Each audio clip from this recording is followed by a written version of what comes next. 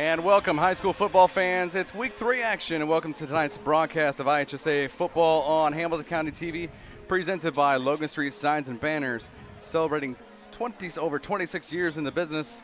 And we'd also like to thank Noblesville Trophies, Community Health Network, Church, Hiddle and Antrim, Smith's Jewelers, One Zone, and HCTV Calendars.com. Good evening and welcome to week 3 of high school football action here on Hamilton County TV. My name is Craig Atkins and alongside Victor McCarty. Beautiful night for high school football, and this is the conference opener here in the Hoosier Crossroads Conference here at Riverview Health Stadium, and glad Victor McCarty is joining me tonight, and he's got the perspective that he's seen probably the past 2 weeks, at least last week, of the Westfield Shamrocks. They had a good first week, and then they had a tough matchup last week, which they had chances down the stretch to win against Decatur Central, but dropped that one 35-21. Absolutely, and hearing Coach Gilbert talk before the game, he was encouraged by the effort but disappointed by the outcome in last week's game against Decatur Central. The Rocks understand how tough Zionsville plays and will have to step up their game if they want to compete. And this is a cross-county rivalry. This is a rivalry between the green and white. This is a rivalry between the Rocks and the Eagles for the Shining Star Trophy. Yes, you've got history on this. Oh, I've got history on this. All right.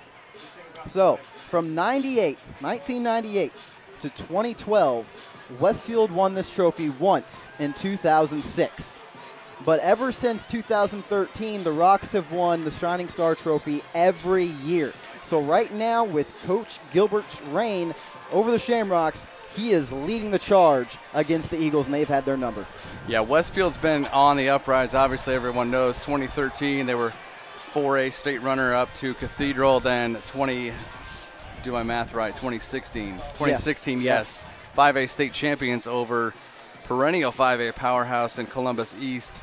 And that was a tight ball game down there at Lucas Oil a couple years ago. And Jake Gilbert and company looking to get things going in the right keep it going in the right direction, if you will.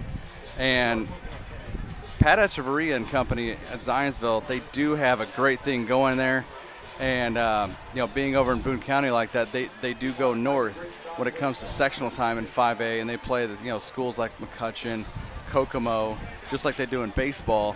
And so it's they, along with Avon and Brownsburg out on the west side, they have kind of the outer looking thing. And now we've got an 8th member again, an even number in the Hoosier Crossroads Conference, and that member is Franklin Central. And one good thing for Franklin Central, for their first Hoosier Crossroads Conference game, they get to host it tonight, but might be a bad thing for them. They've got the upstart Brownsburg Bulldogs, who had a pretty good ball game. They beat Cathedral at home last week 37-26, and they're off to a 2-0 start, giving up only 39 points a game, on the season, and they're averaging about 40. Absolutely. Brownsburg, always be wary of them. I knew when I was back here in high school for Westfield and being down there on the sidelines, man, it was a tough matchup against Brownsburg every year. They always bring their opponents to the doghouse inside, and they beat them up a little. But you mentioned the northern opponents for the Zionsville Eagles, and last week they had just that against their crosstown rivals, Lebanon, and they dominated Lebanon Tigers 56-6. But in the week prior, they lost to Pike 27-19. And then real quick recap for Westfield so far this season. Been 2 games. They lost once again to Decatur Central last week 35-21, but beat Harrison West Lafayette 28-16 in their season opener. So both teams are on par for the season, 1-1. We'll see how it fares tonight. Someone has to come out the winner. Yeah, someone's got to come out with their second win, and one will get their second loss tonight. And we're going to see it. This is the very, very evenly matched game, probably the more evenly matched game in the Hoosier Crossroads Conference tonight. Other games in the conference, like we mentioned, Brownsburg is visiting Franklin Central, and also Hamilton Southeastern, a big one, as they'll head down to Avon to battle 6A number 2 Avon. And the fourth game of the conference tonight, Noblesville visits Fishers, and it's not confirmed, but we did hear in the it was third quarter, might have been at halftime last week, Fishers home game versus Pike, that Fishers quarterback John Vore was on crutches, so I'm not sure we're not sure what his status is for tonight's game at Fishers against Noblesville. So you never you always hope the best for high school athletes, and you don't want the injuries. Absolutely. We saw in week 1 at Mount Vernon versus Hamilton Heights in the father versus son battle, Mike Kirshner versus John Kirshner. Hamilton Heights starting tailback Blake Wabel goes out in the first quarter, end of the first quarter with an ACL injury, and then I believe it was the fourth quarter, Cameron Knott, wide receiver for Heights, celebrating a touchdown he just scored. I'm not sure I didn't hear if it was a torn ACL, but he did go down for the rest of the game. So it was. Oh goodness! Just freak accidents happen in high school football. Absolutely, they're competitors. The results prove it. Speaking of competitors, some big MIC matchups tonight as well. Warren Central is 2-0 and number 1 in 6A. They're visiting Class 6A number 8 North Central. Both teams 2-0. Former Lafayette Central Catholic coach Kevin O'Shea's got his Panthers now 2-0 for the second straight season. And another big one, Lawrence North, the battle for Lawrence. Lawrence North is at Lawrence Central. The Wildcats go in 2-0, and Lawrence Central 0-2 so far. Ben Davis at Pike. And we'll see Carmel's at Center Grove. Another one that could get turned upside down. Carmel 2-0 after they've beaten Trinity 24-21. And then last week they beat Noblesville 34-7. Center Grove hungry for a win after losing to 5A Power New Palestine, and also the opener to I just drew a blank on their opener that they lost. But Center Grove 0-2, and then other games in the county: Heritage Christian at Guerin Catholic, West Lafayette visiting Hamilton Heights in our other Hamilton County TV game of the week tonight. Tri-Central's at Sheridan at Bud Wright Stadium. Good old Bud Wright, can never go wrong. And Columbus North at Southport, a big one on the south side, and then Chittard at Roncalli for another big one. We'll try and keep an eye on as many of these games as possible that we can, as it looks like Westfield will be kicking off going south to north. For you folks, that's right to left. We'll give you directions for you.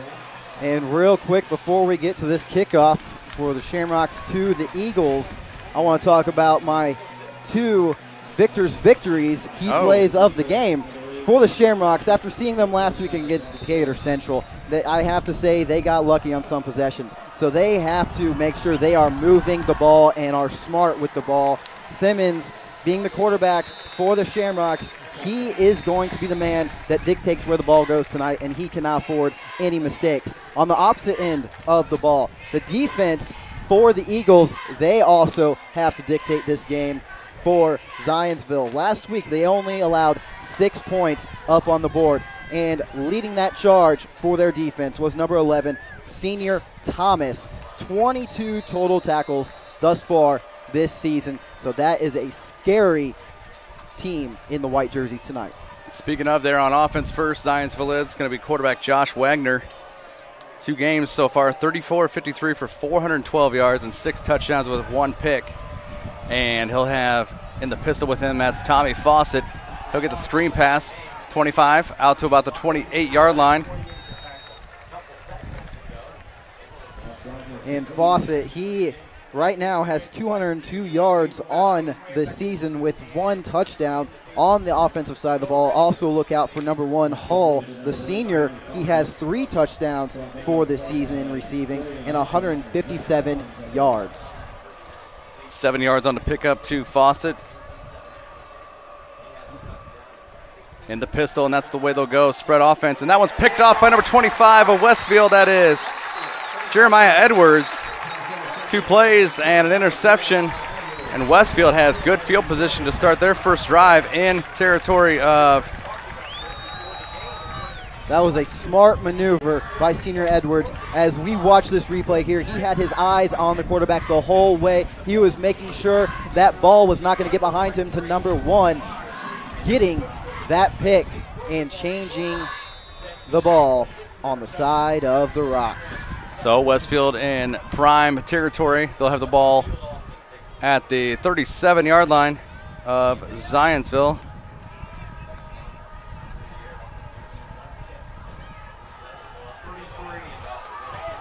33 on the carry for Westfield. That'll be Eli Patchett. The junior, right now, he has 1 touchdown for the year. Also look in the receiving core, we have senior Beam, senior Pepio, both with 73 and 52 yards respectfully. Also Riddle, number 8, look for him to be a target. Handoff this time. Patchett again, the ball carrier. Camden Simons, the quarterback back there for Westfield.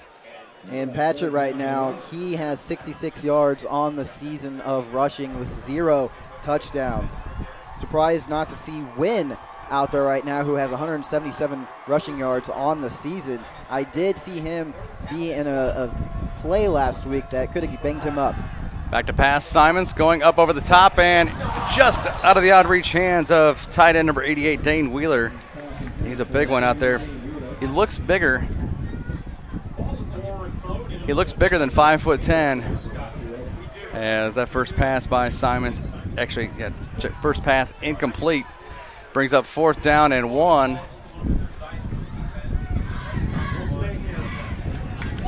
That'll be a quarterback sneak for Simmons on 4th down. We'll see if he gets it. It looks like he did get it down to the 26 for 1st down. And a 1-yard pickup for Simons on the play, and that'll be 1st down and 10 at the 26 for Westfield. A great play call by Coach Gilbert, seeing that, hey, nothing to lose there on that side of the ball. It was a free play as is anyway. Simons, slant pattern, right there to Kyle Pepio. He gets upended by number 43 there, Garrett Williamson, the junior safety. Pickup of 17 on the play. Pepio was a name we called many a times last year as we look at this instant replay. Now a senior, look for him and Simmons to connect a lot tonight. Simons again, hands it off this time again. 3rd carry for Eli Patchett. He's down inside the 5-yard line. Looks like they'll mark him at the 4. Picks up 5. Steady diet so far of Eli Patchett, and it's kind of it might be throwing Zionsville's defense off because they're probably thinking Nathan Wynn. Well, I heard Coach Gilbert say last week that the momentum just got away from them. So right now they're feeling slow and steady, wins the race here in this first quarter. Patchett down to the 1, possibly the 2 at the looks like about a yard and a half now. Picks up 3 on the play. It's going to be 3rd and goal at the 1.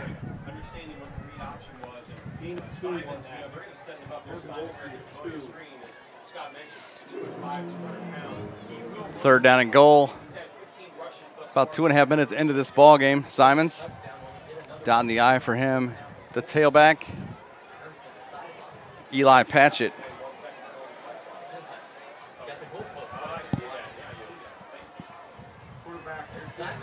The pitch, easy does it on the short option, and Eli Patchett for a 1-yard touchdown run. Eli Patchett, the junior, 6'1", 174 pounds. A smart pitch out by quarterback Simons. As we look at that replay, very smart pitching out to the right side. Yep, not the biggest of option plays, but it was a little short pitch there. And Westfield on the scoreboard first. It's 6-0. As it looks like Alex Bales will be the kicker, and he booted obviously his kickoff for a touchback, and I'm sure he'll do the same here. Ooh. Big dive to try and block that kick was Jacob Nespinski, but nothing doing as kick goes through for Bales. And 8:58 left, first quarter. Westfield 7, Zionsville 0. Take this time to thank our sponsors at the Hamilton County Events Calendar, HCTVcalendar.com. Be sure to check out this calendar for upcoming events in Hamilton County, including local high school events. If you have an event, add it to our calendar, easy and free. The Hamilton County Community Calendar has been online since 1995. We'd also like to thank Logan Street Signs and Banners, celebrating over 26 years. Logan Street Signs and Banners specialize in last-minute signage and banners. Serving Noblesville and Hampton County since 1992. You can contact them at 317-773-7200 and visit their website at loganstreetsigns.com. Also, follow them on Instagram, Facebook, and Twitter. Westfield set to kick off from their own 40.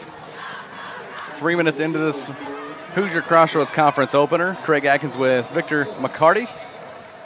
Ben literally directly like inches from me to my right on the camera tonight. And Will, our producer, and kick by Bales. And I don't think he's going to let anyone return kicks this fall. Another touchback will make it Zionsville football at the 20. Remember that it was Edwards, the senior for this Shamrock defense, that got that pick from the Zionsville quarterback, giving great field possession for the men in green. So we'll see how the Zionsville Eagles and quarterback number 5, Wagner, respond. Wagner hands it off this time, and it looks like that's Fawcett. Tommy Fawcett, 5'8", 170-pound senior, wide receiver and running back, so he's probably one of those athletes, as they list him on those college recruiting I would sites. believe so. Yeah. And who knows, he can probably throw the ball, so they might do a little trickery at some point. Absolutely. Fawcett is what you call a workhorse in high school football. You got it. 8 yards on the pickup by Fawcett on first down. Wagner back to pass. A little slant pattern there or actually a little button hook by Jordan Hull. That was number 3 for the Shamrocks with the tackle.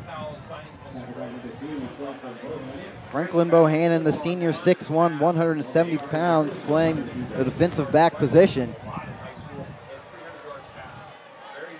First down, the first for Zionsville at the 33. A little delay action. This one's handed off again to Fawcett. He's going to be drugged for a loss. Back there, number 41, Zach Collins. Well, I got to tell you, already I believe we're going to be calling number 25 for the Shamrock defense a lot here tonight, because he was the one that once again, as we look at this replay, got there early to cause the running back, number 8, Fawcett, have nowhere to go. He saw right away that, by staying home, the whole Zionsville offense kind of staying put on that delay. Absolutely. That did not throw Edwards off as he reels in for a 7-yard loss. Pass through the hands of Fawcett and incomplete. Going to bring up 3rd and 17 from the 26. So Westfield's defense has Zionsville offense in a hole already. The Shamrocks, as a team as a whole, they use this word a lot, hungry. And I think after last week being just deflated by the Decatur Central Hawks here at home on their season opener at home, they are feeling hungry and coming out with something to prove. You almost have to, because it's conference season now, and the remaining 7 games of the regular season are going to be. And Wagner's rushed. The ball's on the turf. He tips it out, and Fawcett's got it. He'll get it back up to the 30-yard line. The longest 4 yards on that pass. The offensive line could just not withstand the man in green, and the pocket collapsed underneath pressure for number 5 quarterback Wagner, and he was just able to flip the ball out to Fawcett for at least a few yard gain. That's a smart quarterback in 6'3" senior Josh Wagner to, before his knees go down, to flip that ball. But at the same time, you want to be careful, because it could have just easily gone the other way. And that ball, big punt rush on, and that's a nice punt. And back to the field, that is number 8, Jacob Riddle. Breaks a couple tackles right about the 25. Ends up at about the 35-yard line, but Westfield will have decent field position for their second drive rather. Riddle making the moves and making the white jerseys miss. We're going to take this time to thank another sponsor here. Is Noblesville Trophies offers a large range of products, including sports trophies, corporate awards, and in-house embroidery. Noblesville Trophies provides you with same-day service for those last-minute decisions. Contact them at 317-773-7391 or check them out online, noblesvilletrophies.com. Back to it. Simons hands the ball off again. Eli Patchett breaks across the 35. Now up across the 40, about the 42-yard line, where that'll be a 9-yard pickup for Patchett. The longest gain thus far for Patchett has been 22 yards on the season. He's got an 8 and a 9-yard carry tonight so far. 6 carries, 27 yards. That makes it 2nd and 1 at their own 42.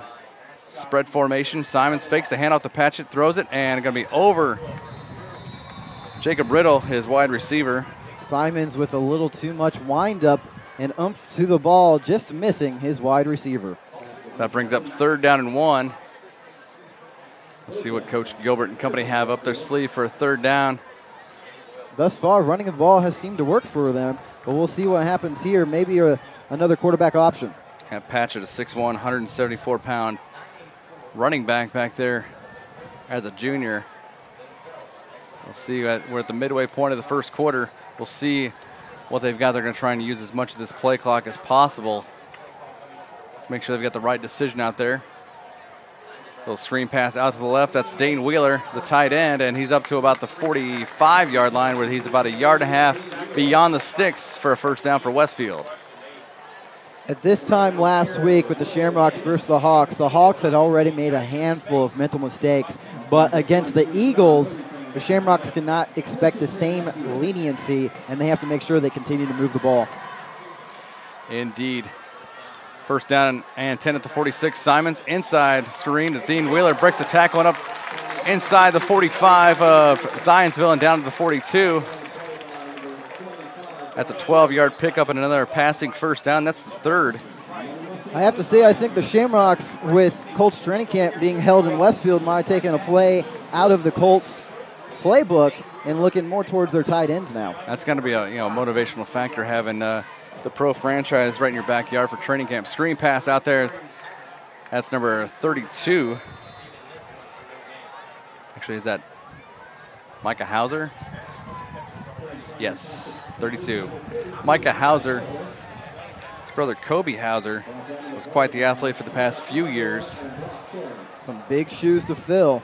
That was for no gain by Hauser. And that's a freshman, reminder, folks. You don't see that much anymore. Absolutely. Simons back to pass. Plenty of time, and Pat Beam connects on this one down to the 32. That's a 10-yard pickup, and that'll be enough for, looks like, a Westfield 1st down. And they will move the sticks. Once again, slow and steady wins the race.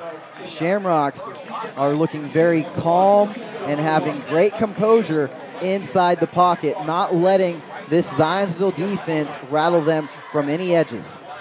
1st and 10 at the 32-yard line of Zionsville, completely taking the Eagles out of their defensive scheme, it seems like, as they're methodically marching down the field.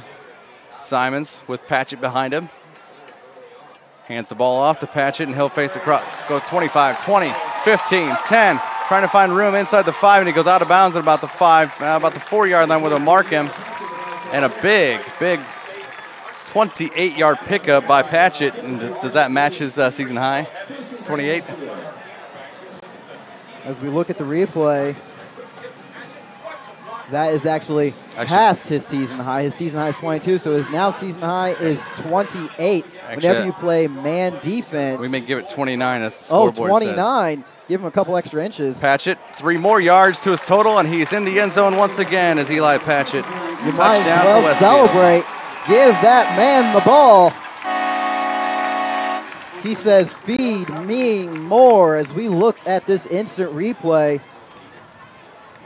And once again, the Rocks running it up right down the middle. And the play before that, once again, by Hatchett.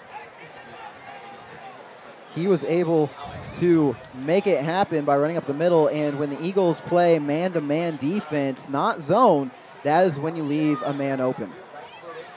Bale's kick is up. No good. That's wide right. That is a surprise, because normally he is just as good as Adam Vinatieri from that length. So that'll make it Westfield 13, Zionsville 0, 4:03 left, first quarter. Take this moment to thank our sponsor, Community Health. Community Health is Central Indiana's leader in providing healthcare services where and when patients need them. With any questions, you can contact Community Health at 317-355-7775 or check out their website at www.ecommunity.com. Once again, a reminder, folks, of other games happening around Hamilton County. There's Noblesville versus Fishers, Hamilton Southeastern versus Avon, Carmel and Center Grove, Brownsburg and Franklin Central, Ben Davis and Pike, Tri-Central and Sheridan, and then another game we have here on Hometown Television, West Lafayette and Hamilton Heights, which will be kicking off at 7:30. Yeah, a little further of a travel for West Lafayette on a Friday to Arcadia. 13-0 Westfield on top of Zionsville, as Bales set to boot this one away, and this one not going to get returned either. It's going to be a touchback for the third time. I think at this level, at the high school playing game, I think it's appropriate for there to be more touchbacks than not. I know the guys want to collect the ball and take a run for it, but at this day and age, safety is #1 priority. Well, it's like the same thing they've done in the upper levels, especially the NFL, where I think it's they kick off from the 35 now. Absolutely. So there are more touchbacks. Zionsville back to it on offense. Safety is the key. Hand off this time. Straight up to gut to about the 22-yard line. That's 27 for, that's Gus Baumgartner, who is their starting tailback. First couple series he has not been out there. It's been Fawcett. Now Fawcett's in the he'll be in the slot down here, along with number 1 Jordan Hull.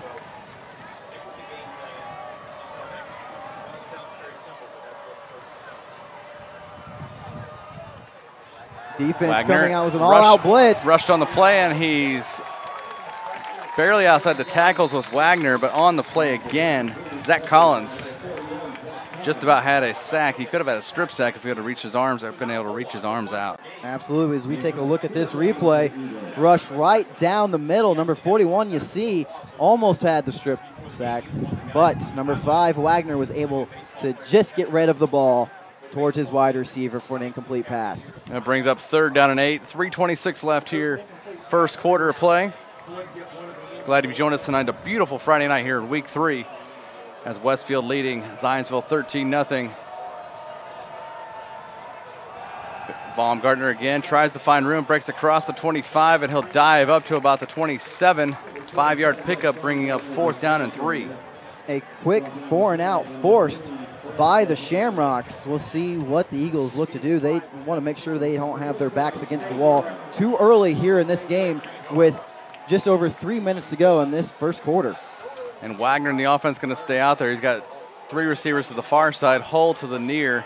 Watch the slot on the left. That's Tommy Fawcett. That's all he needs, 3 yards to keep themselves on the field. Wagner fakes it. Now there's a screen pass to Fawcett. Finds the room and can't break the tag. Close to a first down. They may have to measure for this one. Can't tell from the far side like that, but this is going to be really close. If he got to the 30 where they're marking it, it's going to be a 3-yard pickup. Yep, and it is. 3 yards on the pickup. And Fawcett's caught 3 of Wagner's 4 completions. The defense was there for the Shamrocks, but Fawcett fighting for every inch to make sure his team was able to stay on the field. That is senior leadership, folks. Wagner again. Now it's Baumgartner. He's getting his touches in now. A swarm of Shamrocks tackle him. Looks like that was led by number 54 out there, Mark McLaurin. That's a big lineman, 5'10", 271. Tough 1 yard for Gus Baumgartner on that play. Well, I got to tell you that being a teacher at Westfield High School, I see these students walking up and down the halls, and I am just absolutely shocked at the mere size of some of these boys. I mean, what do their parents feed them? Let me tell you. It's amazing how much bigger kids are. Wagner rolls out left, back to pass, and incomplete, intended for Fawcett. That was number 20 for the Shamrocks, able to break up the pass. Owen McGraw, the 5'9 senior, 165. I believe Ben said that's his cousin, Owen McGraw. No, I'm sorry, Ogle. Ogle, watch for 90 out there. Ben's relation. Second down and 9. Oh, actually, we've got a penalty. Might have been a roughing the passer in the backfield. So that'll make it go up to the 41-yard line. That's the first mental error of the game on the side of the Shamrocks. They have to be careful now with the lead 13-0. They want to make sure the momentum stays on their side. First penalty of the ball game so far. We're 10 minutes into it. First and 10, Zionsville at their own 41-yard line. Wagner hands it off. Baumgartner, 45, up to the 49, crosses the 50, and right about near the 49, close to another first down, about a half-yard shy. We'll give Baumgartner 9 on the play. It seems to be that with holding out Baumgartner on the first couple possessions for the Eagles, and now all of a sudden bringing him in, the momentum, as I just mentioned, shifting on the side of the men in the white. Wagner can't handle the snap, picks it up, he's got to run it himself, and he barely gets back to the 50, so that might be a no-gainer. Might have lost about a half yard. That seemed to be some miscommunication between the quarterback and running back. You know, who's going to take the ball? And it just had to be the quarterback, number 5, Wagner, holding it for them. He only has, well, -2 yards on the season. So not much of a runner, more of a 7 carries for -2 yards. That's exactly, not so positive. These days you want a little bit more out of your quarterback, and Baumgartner breaks the tackle and goes inside the 45, and he'll get the first down, the first rushing variety for Zionsville, and we're just under a minute left first quarter. 7-yard pickup by Baumgartner on that second effort. Take a look at this replay. The 5'10", 185 junior running back. And the biggest thing he did there, Victor, he lowered himself and kept his legs going. Absolutely. Otherwise, they're going to tackle low, and that's why he was able to do that and dive for the first down. Baumgartner again inside the 40, down to about the 37-yard line. And that's why you see most of the time running backs being on the smaller yet heavier side, because once they lower themselves, they're able to just continue to pound in the ball towards the defense. And after a while throughout the game, it wears the defense down. They don't have to run a play if they don't want it. And that may have very well been the final play of the first quarter. As watch, there may be another freshman in there, Colin Price, 33, as we'll get set for second quarter action in just a few moments here. After 1 quarter of play, Westfield 13, Zionsville 0. Take this moment to thank our sponsors, Church, Hiddle, and Antrim, attorneys at law. Since the establishment of Church, Hiddle, and Antrim in 1880, our neighbors, community leaders, businesses, and school districts have placed their trust in them to solve their most challenging legal issues. They have a rich history of helping their clients when they need it most. Give them a call at 317-773-2190 or simply visit their website at www.cchalaw.com. Would also like to thank Smith's Jewelers. Smith's Jewelers has been serving Hamilton County, including Noblesville, Fishers, Westfield, and Carmel, for over 65 years. Many jewelry stores have come and gone, yet Smith's remains. If one were to ask how and why, the answer would be their outstanding jewelry selection and customer service. Their knowledgeable staff at Smith's Jewelers is eager to give their customers a memorable yet positive experience. You can contact them at 317-773-3383 or visit them online at www.smithsonthesquare.com. Back here as we start our second quarter of action, Craig Atkins with Victor. We'll call you The Rock, as I see that your nickname is The Rock. I The Rock McCarty. That. Yeah, I earned that title from coming here at Westfield High School. Fun facts, fun little trivia. If we ever quiz you down the road, I was the first mascot here at Westfield High School, so that's where I earned that title. Really? I was indeed, yeah. So I was practicing my commentating when I was down. What did you dress up at? What were you like? You know what Purdue Pete looks like? You know, kind of like a uniform. I just had a big helmet on, then shoulder pads. Oh, nice. And, I like to get the crowd pumped. There you go. A little lively. They seem to be lively here tonight, where the theme for the Shamrocks is Hawaiian. Yeah, it's Hawaiian night. Handoff. It's Colin Price, and the freshman gets dragged back for about a 3-yard loss. Looks like forward progress got him only a 1-yard loss on the play, but Colin Price, there's another freshman running back, 5'11". He's a $175, so he's pretty decent size for a freshman. But it was senior Zach Collins, 5'10", 190, who made the stop for the Shamrocks. I think he got about fed up with the men in white continuing to gain ground. Big 3rd down and 5 at Westfield's 38 for Zionsville as they're trailing by 2 touchdowns, 13-0. Wagner back to pass, going over the middle, and Fawcett jump ball and tips it. Almost picked off there by Owen McGraw, number 20 for Westfield. When you see 3 opposing team jerseys around your wide receiver, it is never a good spot to go. Almost able to jump and collect that ball, but not quite. Yeah, especially when the throw is not going to be, it's going to be kind of lofted up there like a rainbow. Exactly. And it looked like number 5, Wagner, made a little bit of a jump pass to get that length.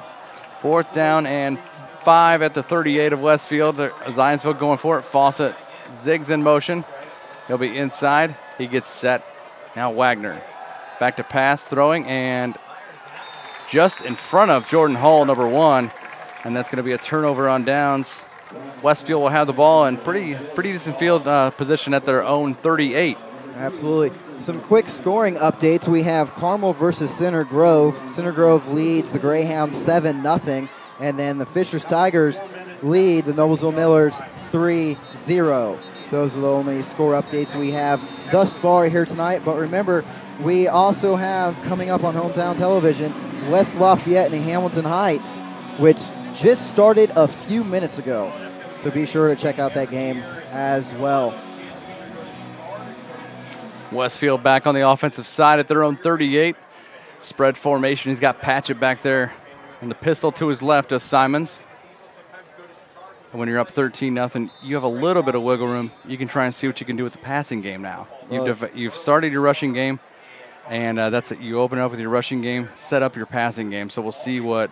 Absolutely. But it looks like maybe a legal formation on the Shamrocks to move the ball back. Second penalty for Westfield. This one a 5-yard variety. 1st and 15 at their own 33. It's those simple mistakes that they have to iron out, and I know Coach Gilbert is not happy down there on the sidelines. And penalties can kill you if you let them keep going. Simons, plenty of room back to pass. He's being rushed, but he's up the middle, 40, up to about the 43-yard line.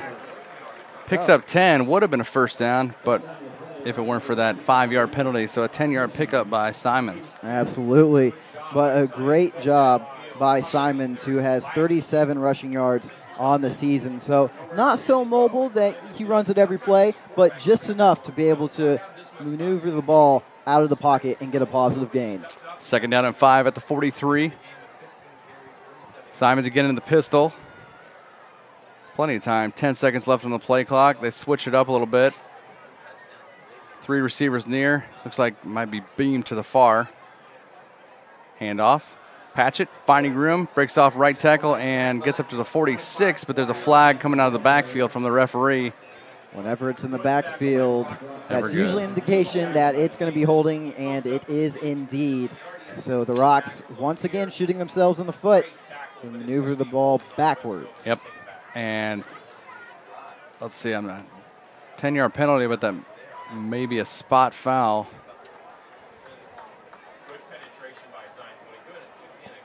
It seems like right now the Shamrocks, for every 1 step they take forward, they take 2 steps back, and that is never good no matter what sport you are in. Holding's going to be the call. Repeat 2nd down. They'll be back to the 34. So that'll be a 9-yard penalty. Making it 2nd down and 14 at their own 34. So now you'll probably see, nope, Patchett, check that That's going to be number 32, Hauser. Micah Hauser breaks a couple tackles and across the 40, up to the 46 where the ball was. Again, that's a 12-yard pickup by the freshman Hauser. Hauser moving it towards the house. As we look at the replay here, I think everyone, including us up here in the booth, were expecting a throw, but no. Great play call by Coach Gilbert, moving the chains. Check that. We'll give him 13. Hauser gets it again up across the 50 and down to about the 46-yard line. Picks up 7, does Hauser. Hauser is averaging 4.5 yards per carry this season with a long of 19. So thus far, he is doing a great job of boosting his stats. Yeah, Hauser, I mean, not afraid. He and Collins, the freshman tailbacks on both sides, not afraid to get in there with those big boys and trying to maneuver and get some yardage. 1st and 10 for Westfield at the Zionsville 45-yard line.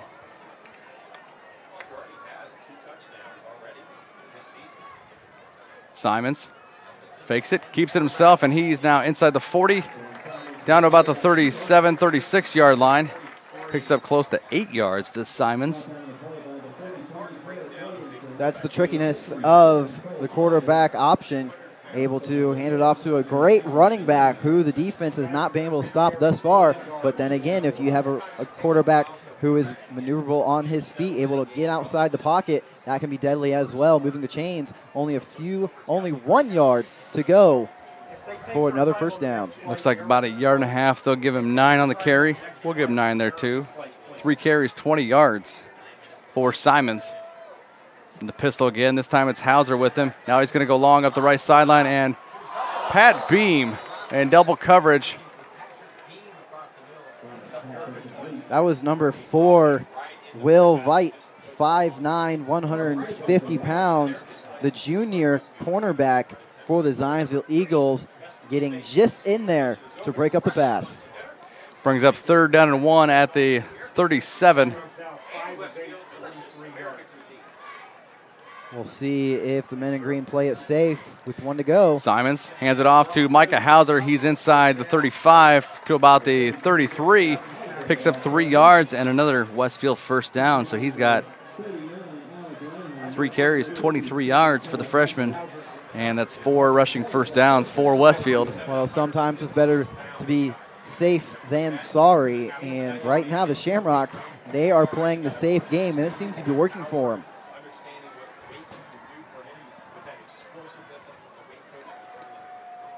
Yeah, rather than like on the second play where Jeremiah Edwards picked off that ball.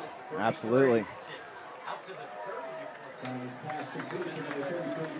Patchett catches a screen pass here to the near side on the home sideline. Down for about 5 yards inside the 30 to the 28. Well, I got to be honest with our audience at home.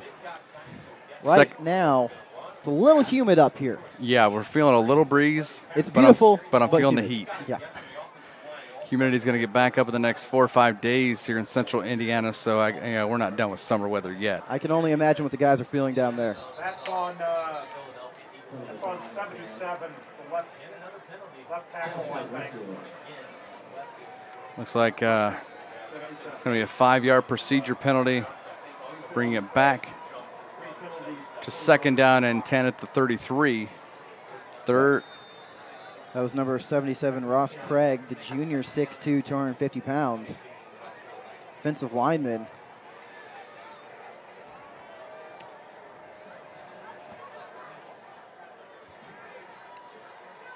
Simons gets a play. Has Patchett in the pistol to his left. Fakes the handoff and up the middle. Pepio can't hang on to it. Tip and rip. That's number 24, Connor Uptimore. And he's turns around. He's 30, 35, 40, and he'll be chased down around midfield. That was just the excitement that the Zionsville Eagles needed, as number 4 Pepio almost pulled it in, but had a bad juggling match and gets tackled, loses it to number 24, and he is able to go halfway down the field. Great field presence and awareness by Connor Upmore, the 6', 180 junior. That's something that Kyle Pepio has to hang on to those footballs coming through the middle. And that would have kept the Westfield drive going. That would have been inside the 20. Good return there by Connor Uptmore. And now Zionsville with the football at the 49 of Westfield.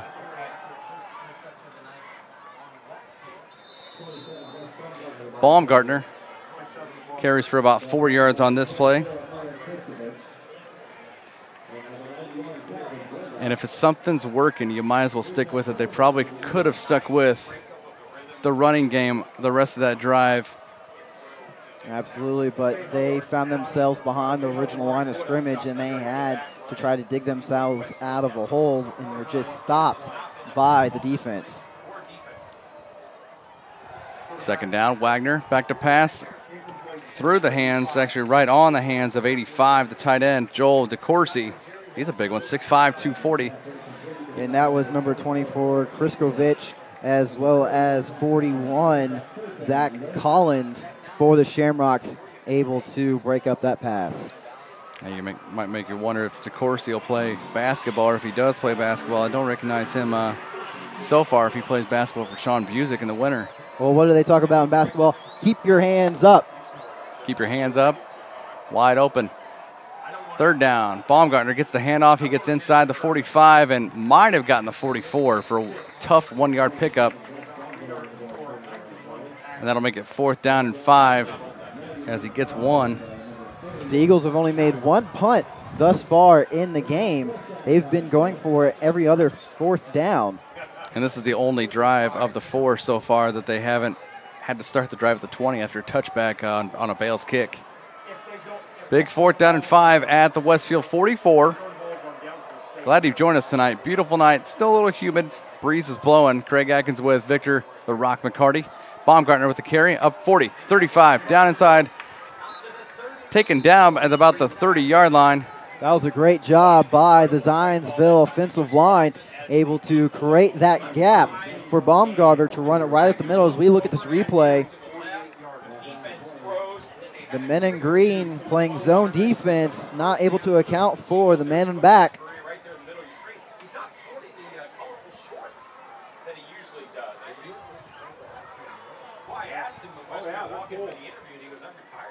Clock rolling, 5 minutes left here in the first half of play. 13-0. Westfield up on Zionsville, and Zionsville knocking at the door at the Westfield 30. Wagner in the pistol, fakes the hand out to Fawcett. Now a screen pass out left side. DeCourcy reels this one in for a 5-yard pickup. That was a great job by number 85, Joel DeCourcy, 6'5", 240-pound senior for the Eagles, able to hold onto that ball because there were 2 green jerseys draped right over him trying to rip that ball out. Second down, it brings up 2nd down and 5 at the 25 of Westfield.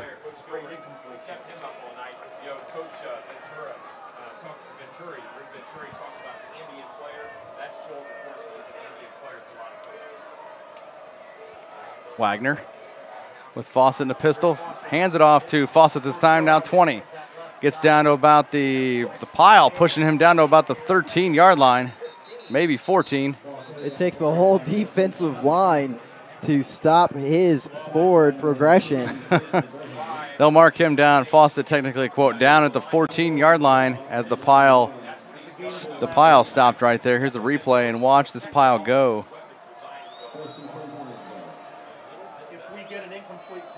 Right down the left side. And handoff, just keeps Fawcett on again. Breaks a tackle and gets down to close to, he'll be marked down at the 10-yard line, so a 4-yard pickup by Fawcett. Okay, well, they could be dangerous in the 5A playoffs. Absolutely. With their passing game, if they can get that going. Same thing with Westfield. Depending on what they both do, obviously, if whoever gets beat up the least in HCC play. Amen to that, because unfortunately for the Shamrocks, now currently they're in 6A with all the big boys. Yep, they're in 6A. So Zionsville, they get to remain in 5 and try to see what they can do. Wagner back to pass, and in traffic he goes. That's number 80, Camden Cooper. Looks like he might be just a few inches short of the 1st down. They took him down to the 5 where he got forward progress. Yeah, he'll be a few shoelaces shy of the first down, so it's 3rd and short. So 5-yard pickup by Cooper, number 80, Camden Cooper. Look for the Eagles to maybe hand it off to Fawcett, pound it up down the middle. 3rd and 1 at the 5. They can still get a first down. Fawcett gets the handoff, tries to find room, breaks it up free outside. 5. Touchdown, Tommy Fawcett, and Zionsville's on the board. The Shamrocks on defense did everything right, but it was the handy footwork by Fawcett, able to get himself out of the jam and move up that right side of the line and literally dive for the first touchdown for the Eagles. As we take a look at this instant replay, see how he moves outside of the pocket. If he wouldn't have dove, he wouldn't have made it in. Exactly. Watch this here. And he took one little last kind of stutter leap, and then that's how Fawcett got over the goal line for Zionsville's first touchdown of the game. 2:31 left here in the first half. There's 2 things they say in the locker room. You got to have them gains, you got to have them ups. And Fawcett definitely has both of those here tonight. You got it. Up goes that point after try by Chris Freeman, the 6'1" junior kicker, and we're back to a 6-point game. It's Westfield 13, Zionsville 7. Take this time for another score update. The Fishers Tigers lead the Noblesville Millers 6-0 in the second quarter, and Center Grove leads the Greyhounds 10-0 as well. And Ben Davis is leading Pike 11-6. Also like to thank our sponsors, Hamilton County TV Calendar.com. Be sure to check out this calendar for upcoming events in Hamilton County, including local high school events. If you have an event, please add it to our calendar. Easy and free. The Hamilton County Community Calendar has been online since 1995. You can reach it at www.hctvcalendar.com. Zionsville set to kick off after their first score of the ball game. 13-7, 2:31 left here, first half of play.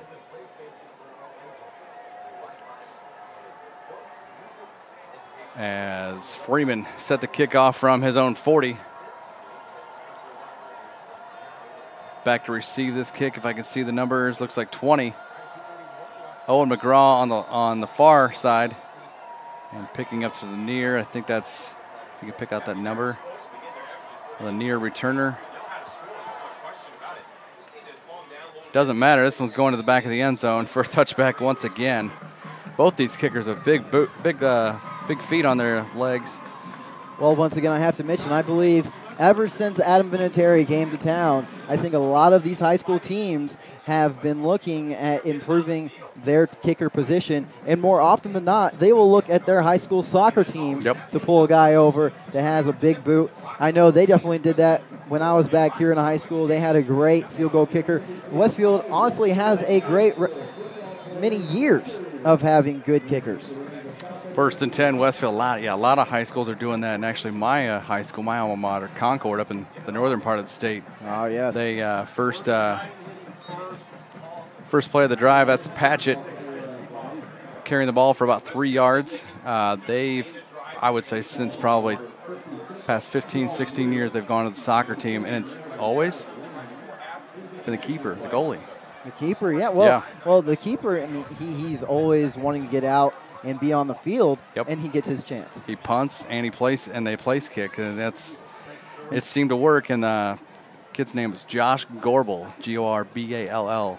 He was played for the North in the North-South All-Star game. This one's almost picked off. Not a whole lot of mustard on that ball intended for Dane Wheeler. Almost picked off there by number 6, Jacob Nispinski.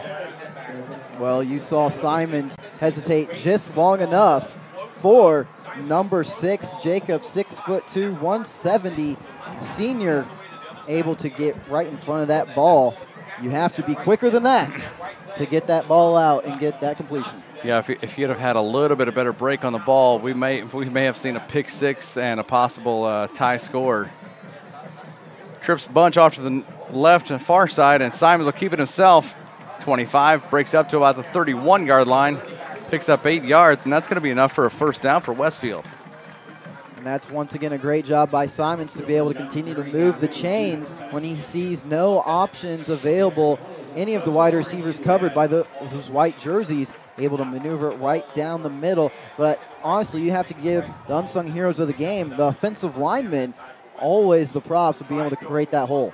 Yeah, why not check down to your own number, if you will, and keep it yourself if all your options are exhausted there. Absolutely. Being covered. Screen pass, Dane Wheeler, 35. Comes across the field, 40.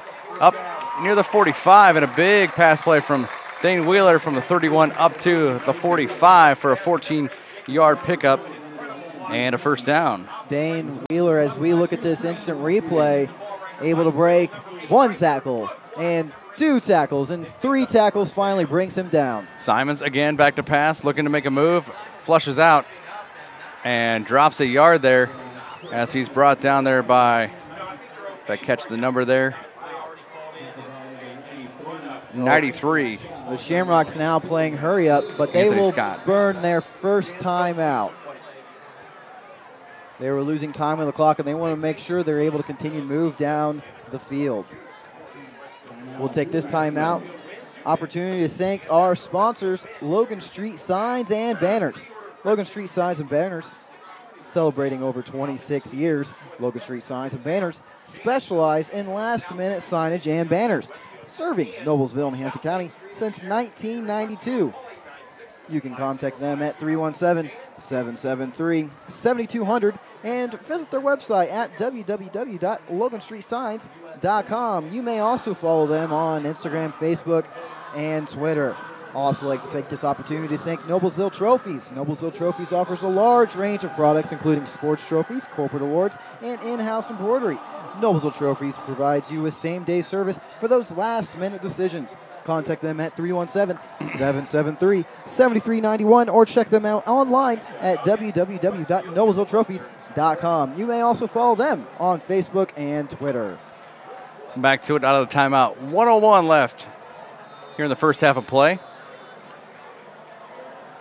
Simons back in the pistol. He's got twins to both sides. Hauser in the backfield.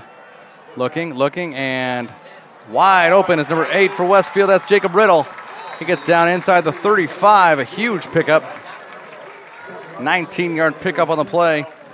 Look for Simons to try to throw the ball more and more in this final drive of the first half. As you see this instant replay connecting with number 8, we know that Simons has the arm to move the ball with a 48 long on the season. Screen pass here to Micah Hauser. Hauser 30.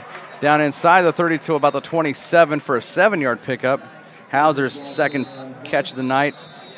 First one didn't gain any. This one's 7 yards. Clock stops for a timeout. Westfield, 39.2 left here in the first half of play. It looks like we have a scoring update from Arcadia as West Lafayette, the Red Devils, up early, 7-0 on the host Huskies up there on our other game on Hamilton County TV tonight. And still it looks like the Fishers Tigers are leading Noblesville Millers. Oh, no, excuse me. Just Noblesville updated on my phone. Noblesville scored 7-6 now. The Millers leading the Fishers Tigers. HST and Avon, as far as I can tell, still tied at 0-0. And Center Grove leading the Greyhounds 10-0. Brownsburg and Franklin Central, as far as we know, also tied at 0. And Ben Davis is still leading Pike 11-6. Yeah, speaking of, you said hungry a little bit ago. I think one of the hungriest teams out there right now is probably Center Grove, because I don't recall the last time Center Grove started 0-2. Absolutely. They have a reputation, and right now they're feeling a little dogged. Yeah, because it was Warren Central they lost to in week 1, and then they lost to New Palestine last Friday night to start 0-2. Simons back to pass, room, and Dane Wheeler catches a little drag across the middle down to about the 21-yard line. They may mark him at the 20. Reminiscent of Peyton Manning to Dallas Clark. Shamrocks looking very much so like the Colts of old, moving the ball down with 30 seconds left on the clock. First down and 10 at the Zionsville 20. And Westfield looking to score before the half. However, they can. That's Riddle on the catch. And just able to get out of bounds to stop the clock. A smart play by number 8, Riddle. Yep, Riddle with the catch. Tackled by number 19, Drew Baker. 6-foot linebacker for the Eagles. Tough, but that was no gain. Simons was back far enough in the pocket. It seemed like he gained more, but there was no gain by Riddle. Absolutely. Our perspective up here can be a little skewed sometimes. But more than anything, the important thing on that play was to stop the clock. Simons, 3 wide to the left, goes inside the 10, finds his receiver, and that is number 7, Patrick Beam. Gets it down to the 5-yard line, so a 15-yard pickup by Beam. Clock stops to move the chains, but Gilbert will choose to take his final timeout of the half. We take a real quick look at this instant replay. A rocket down the middle, and a rocket into himself was number 39 in white for the Eagles, making that tackle. We'll now take this opportunity to thank our another sponsor, Community Health. Community Health is Central Indiana's leader in providing healthcare services where and when patients need them. With any questions, you can contact Community Health at 317-355-7775 or check out their website at www.ecommunity.com. Also would like to thank Church Hiddle and Antrim. Since the establishment of Church Hiddle and Antrim in 1880, their neighbors, community leaders, businesses, and school districts have placed their trust in them to solve their most challenging legal issues. They have a rich history of helping out their clients when they need it most. Give them a call at 317-773-2190 or simply visit their website at www.cchalaw.com. 13.5 seconds left here in this first half. The Rocks leading the Eagles 13-7. Let's see what the Shamrocks can pull out of their hat to try to get another point on the board. First and goal at the 5, and they may have to take just this one play because unless they spike it on second down if they don't score here. But first and goal at the 5 for Westfield at the Zionsville 5. Simons back to pass looking, going far left corner, and Dane Wheeler couldn't hang on. Huge play on the ball by number 25, Brock Torrance. And that's incomplete, breaking a string of 4 straight incompletions. And it looked like Brock Torrance may have gotten there just a smidge early, but he did the smart play of turning his head towards the ball. Exactly. Always go for the ball, not the receiver. Because if he wouldn't have turned his head, that would have been pass interference all day. Too many players don't turn, and they think they're going for the ball or showing that they are. And that's when that pass interference gets called. So it's second down and 5. That's one way to stop the clock. Exactly. 8.9 left here in the half. Simons. Play action fake. Up the middle he goes. Touchdown. And that's going to be in the hands of, I think, number 81. That's Levi Castor. As we take a look at this instant replay, a fake handoff right in there to number 81. A drill pass. Great possession by the Shamrocks with only a minute left on the clock. Taking it down the field into the house. 4.9 seconds left on the clock. They're looking now to put the extra point on the board. This is the big extra point because Bales missed the last one. This one is booted right through, and it's going to be with 4.9 seconds left in the half. It's Westfield 20, Zionsville 7. This has thus far been a great game. A battle of back and forth, a chess match, and it's just been a few errors on either side of the ball that have allowed both teams to score. But right now, once again, in favor, it's the Shamrocks, 20-7. I mentioned a little bit earlier, I think the Shamrocks are coming out very hungry after last week being defeated by the Decatur Central Hawks. It was a very deflating game. I heard Coach talk about that all week on Rock TV, and how he wanted to make sure he gave the fans tonight, whether it be student, parents, or just visiting out of town, a game to remember between these two crosstown rivals. And they're definitely getting that because, I mean, I don't know how often you look at it or if you look at it every week. John Harrell's website, schedules, you name it. Absolutely. Great website. He has everything but individual stats there, and I love how he does predictions. He predicted a 28-27 Westfield win. So, I mean, and he's normally just about spot on or real close to his predictions. He's not, they're not like Vegas odds or anything. Oh, but absolutely. This one boomed and going to be 5 yards deep in the end zone. And Zionsville will start at their own 20 and Shamrock defense look for them to play prevent and not allowing the Eagles to fly the ball anywhere downfield. Quarterback Wagner His long on the season is 59 yards. So we know that he has the ability to air out the ball. But with 4.9 seconds left, we'll see just how far he can go. But they opt to take the knee. Yep, smart play to take a knee and run the last 4.9 out in the first half. And we will take a break and come back with you in just a bit. Our halftime score, Westfield 20, Zionsville 7. We'll take a break and come back in just a bit here on Hamilton County TV. Superheroes come in all shapes and sizes. They don't always meet in an underground fortress. Sometimes they meet in places that appear to be very ordinary to most people. But inside, there are heroes in training. Some are smart, strong, or brave. Maybe they can build cities or heal people when they get hurt. But even superheroes need some help sometimes. With your support, we can change the world. Together, we are a force that can't be defeated. Support the club. Save the world.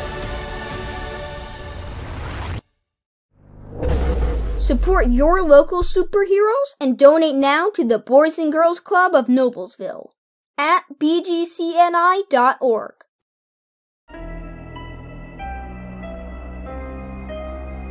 Hey Deb, why do they call us Logan Street Signs and Banners? Because we started off at Logan Street. But we're on South 10th Street. We moved 22 years ago. Why didn't we change the name? That would have just confused everybody and they wouldn't be able to find us. Now I'm really confused. Bill, we're Logan Street Signs and Banners, conveniently not located on Logan Street, but on South 10th Street in Noblesville. When medical care is needed, where will you turn? With Community's Connect to Care program, one call or click finds you the closest open appointment. Request a time yourself, or let us do it. From a primary care doctor or virtual visit, to a med check or community clinic at Walgreens. Just call or click. You can go right to our website or to me. Connect to Care from Community.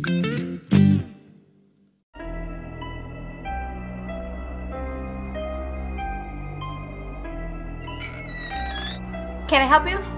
Yeah, I'm looking for Logan Street Signs and Banners. You found us. But this ain't Logan Street. This is South 10th. We moved 22 years ago. Well, how come you didn't change the name? That would have just confused people. Well, actually, South 10th is Allisonville. If you're from Fishers.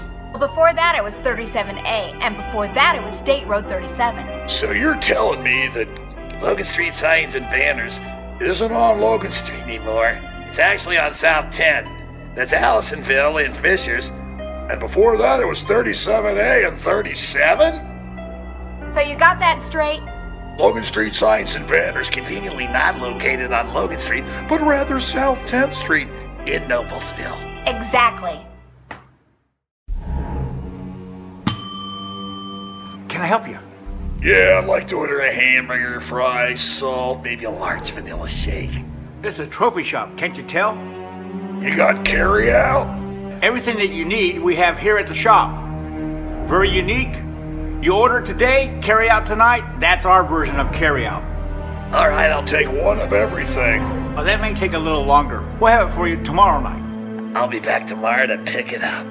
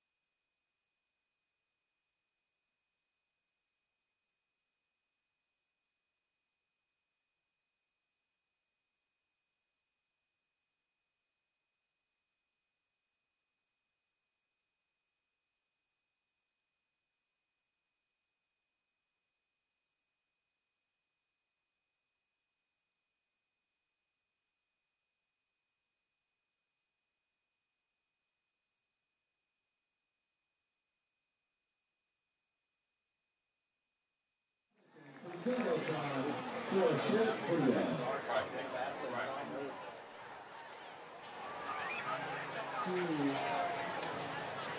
sign of growth, a fresh start, and full of possibilities. There's nothing like new. Introducing the new Riverview Health Westfield Hospital, featuring Bayer's first combined ER emergent health. Great science, great care, right here. The brand new Riverview Health Westfield Hospital, opening soon. Riverview.org.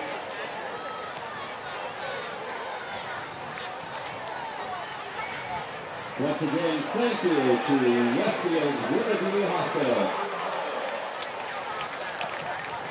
Also, students and parents, don't forget to use the Snapchat filter from Riverview Health this evening.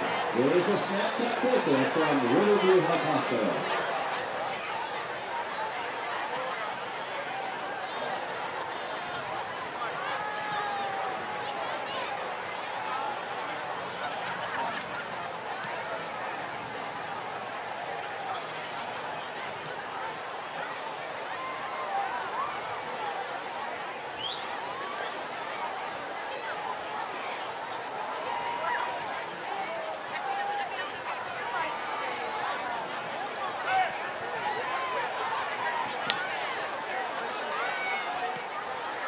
At this time, we want to recognize the middle school football program and cheer program.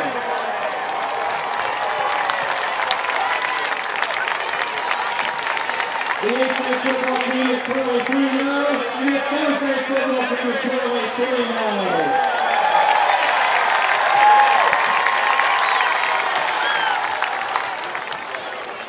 And there are 2 non-white overlays up front. We have the 8th grade cheerleaders and the 7th grade cheerleaders.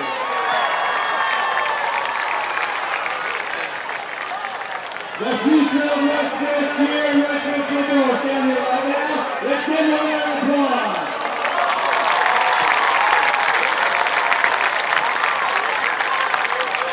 The 7th grade football team will take the 11th record to keep that victory and make their own uniform. So good luck to the 10th grade, good luck to the 8th grade, and good luck to the ladies cheerleading. Ladies and gentlemen, the 9th grade football and cheer program.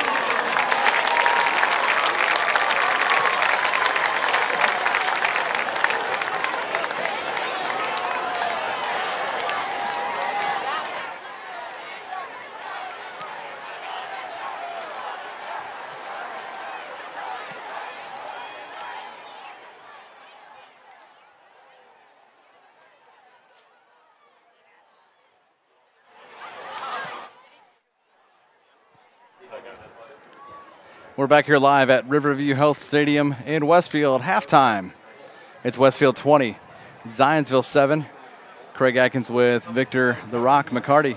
It seemed like you were the man here in Westfield. Oh, I appreciate it. You know, don't you know everybody in the press box, don't you? I actually do. You know, you grow up living in Westfield. You have them as teachers, then you have them as friends. Yep. So we have a great community here. And speaking of community, tonight at Riverview Health Stadium, it is Riverview Health Night. Just today, the Riverview, as looking across, the Riverview Hospital had their grand open house. Not opening, they'll have that here later in September coming up. But I walked through the halls today, and it is a beautiful facility. It's a great midway point from the main building in Noblesville, expanding back here to 31. That'll just be a great presence for the Westfield community overall. Yeah, it's good to have, especially right here off 31 too. You know, in case there's an ambulance that needs to get to a hospital and they can't get clear down to. Well, and on that note, as we know, the traffic on 32, it can get pretty dangerous. Yeah. So to be able to have a hospital at both points in Noblesville and Westfield will be very pivotal in saving some lives in the near future. Oh, nice. It's starting to cool off. You feel that? There's a breeze coming through the window. That's why I made a little we could open jog downstairs. If we open this door, this window, the rest of the window, I think we might lose sight for the rest of the night. And kind Catching up on other games throughout the area, we did see that West Lafayette in our other Hamilton County TV game is leading in, I believe, early second quarter at Hamilton Heights, 14-0. Noblesville was up late in the first half, 7-6 at Fishers. And at half, Avon was over HSC, 16-6. And all of a sudden now Brownsburg leads the Franklin Central Flashes 20-0. So a lot of highly contested games here within Central Indiana here tonight. Sheridan looking to move to 2-1 on the season as they are up 33-0 at the half on Tri-Central. And then looking at some of the halftime stats between the Eagles and the Shamrocks as they just put another 3 minutes back on the board, having countdown for the players. Bumgardner for the Eagles had a net of 48 yards in the first half with a long of 14. And then with the lonely rushing touchdown for the Eagles was Fawcett, and he has a net of 22 yards on 5 attempts, a 11 long yard run. Then on the opposite side of the ball, rushing for the Shamrocks, we had Patchett with 9 attempts, 64 yards overall, and 2 touchdowns. He has been a workhorse indeed for the Shamrocks. And then Hauser took it to the house with 24 yards and 3 attempts. In passing, Simons has 13 completions for 118 yards and 1 touchdown. And on the other side, it's Wagner with 12 attempts, 6 completions, and 29 yards. So a little lackluster for the Eagle offense in being able to move the ball downfield. And we see that on the scoreboard where the Rocks are leading 20-7. I'd like to give a shout out to, and I think she might still be watching, my mother-in-law. Oh, fantastic. Tammy Bridges says we're doing a great job. We just do what we can, folks, having a fun time. You got it. Fun Friday night here in week 3. It's hard to believe we're in week 3 of the high school football season. Time always flies by. We were just contemplating that today in the high school. We're 5 weeks into it with school in session, and all of a sudden now we're in Labor Day weekend. I hope everyone has a fun yet safe 3-day weekend. As we're getting set here, we've got roughly a minute left until we start the second half of play. Zionsville will kick the ball off, and Westfield will get a chance to put themselves in front by 3 scores. As we'll start the second half of play in just a bit here.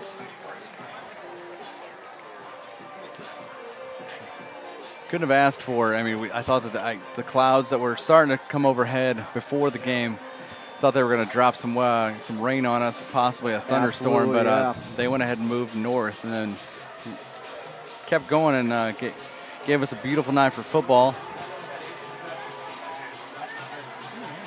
Well, Craig, when the high-pressure system and the low-pressure system meets each other, usually a thunderstorm comes about. We'll see how the weekend is when it comes to rain. I love to see rain because then I don't have to water my plants as much. Let Mother Nature take its course. Or I don't have to mow the yard, which I'm going to have to do in the morning if it doesn't rain tonight. Exactly, yeah. Those manly duties. Although I don't mind mowing the lawn. I don't mind mowing the lawn one bit.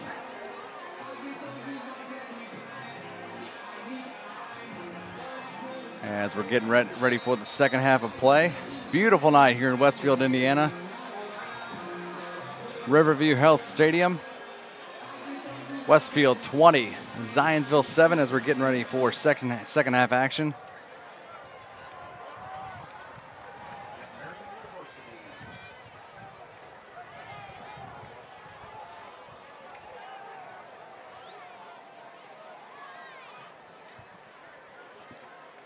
Chris Freeman going to kick from his own 40, going right to left.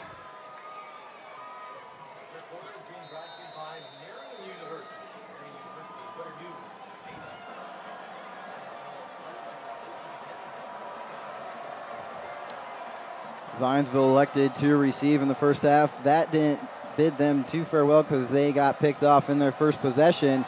But they'll kick off now to the Shamrocks, which will be another touchback. Wow, 8 yards deep and a touchback, as Victor said.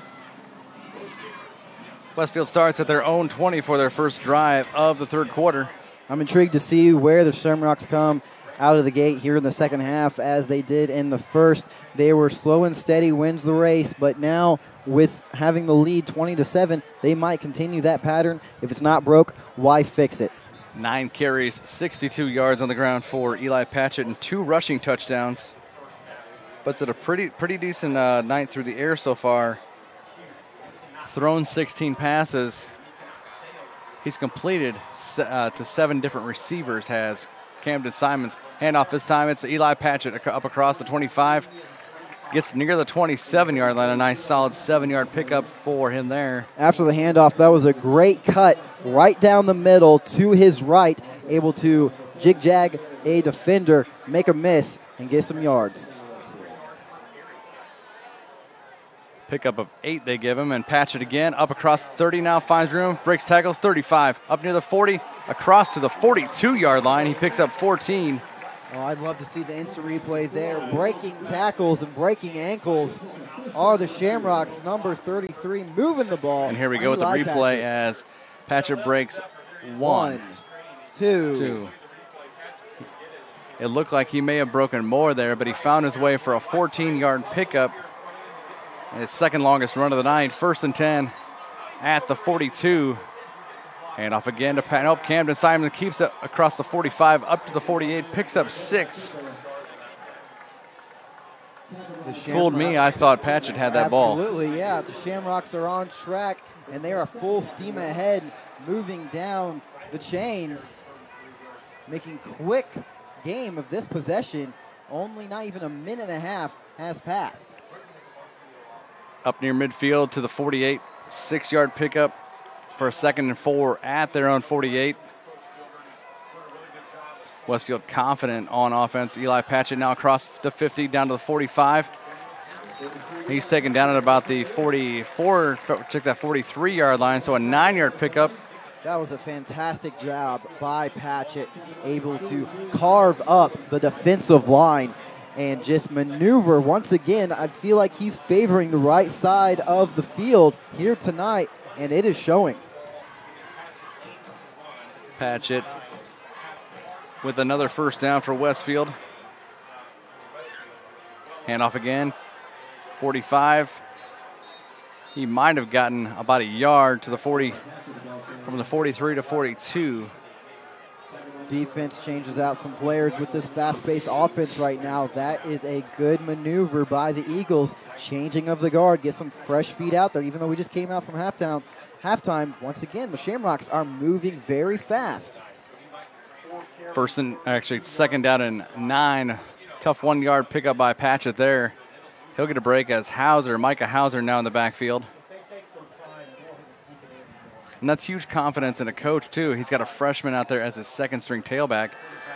Simons back to pass, and if he would have been more alert, that could have been easily picked up by Connor Uptmore for his 2nd pick of the night, but in the pass, just short by Simons. It looked like Dane Wheeler, the intended receiver, ends a string of 5 out of 6 for Camden Simons. It's 3rd down and 9 at the Zionsville 42.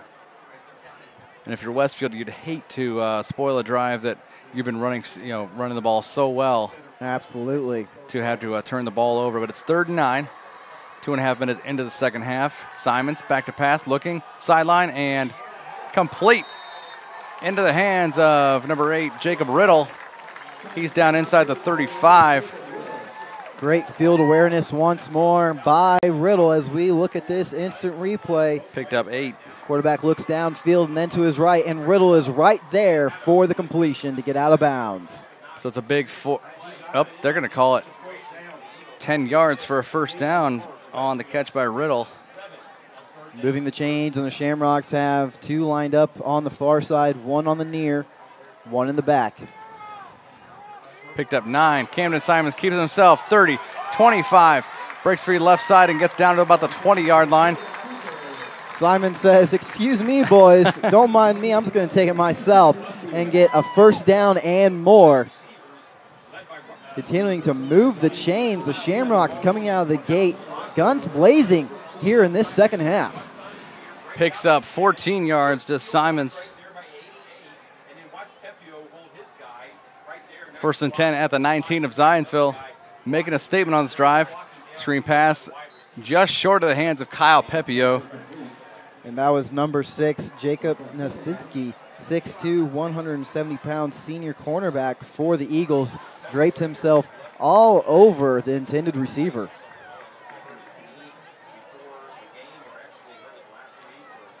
It's been a 9-play, 60-yard drive so far. Over to 257. If we get an incomplete pass, let's do Erica's place. If we get an incomplete pass, Erica's place.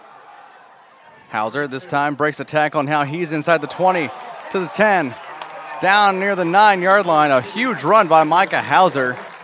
Hauser laying the foundation, breaking ankles, breaking tackles, moving up the left side of the ball. Once again, another first down for the Shamrocks. I don't know about you, but I'm pretty impressed by Micah Hauser so far. Coming in, he had 10 carries for 45 yards and a couple touchdowns. Tonight, he's got 4 carries for 33 yards, and he's itching to get in that end zone. Well, I think he may have gotten a pep talk from his older brother. Yeah. And he was reminded how big of shoes he had to fill. Kobe played a solid 3 years of varsity here himself. Hauser. They fake the handoff. Simons keeps it himself, and he's down to about the 3-yard line. Picks up 7, does Camden Simons. And they keep the clock rolling at 8:20 and change here left third quarter. And last year, the Shamrocks beat the Eagles 28-21. The last time it wasn't that competitive was 2016, where the Shamrocks beat the Eagles 48-8. So we'll see how far this progresses here tonight. Simons, loses the handle of the ball, has to keep it himself. Tosses, end zone, touchdown, Westfield. That's going to be caught by number 81. That's his second touchdown of the night. There is a flag on the play. Caster, a beautiful. It might have been on number 56. Holding, coming back. Holding will be the call, unfortunately, as that was a beautiful. Ineligible man downfield. All right. Is the call.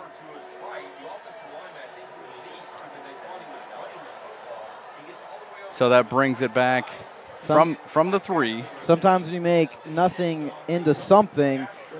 You have miscommunication with your offensive line. They believe that you're running the ball, but if you have a mishandled snap and you try to go for that jump pass or the touchdown, well, that's going to be an illegal shift. Yep.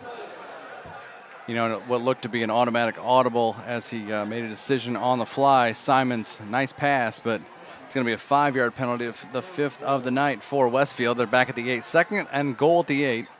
Handoff. Nope. Simons tries to break free, goes left side 5. And he is over the pylon for the touchdown.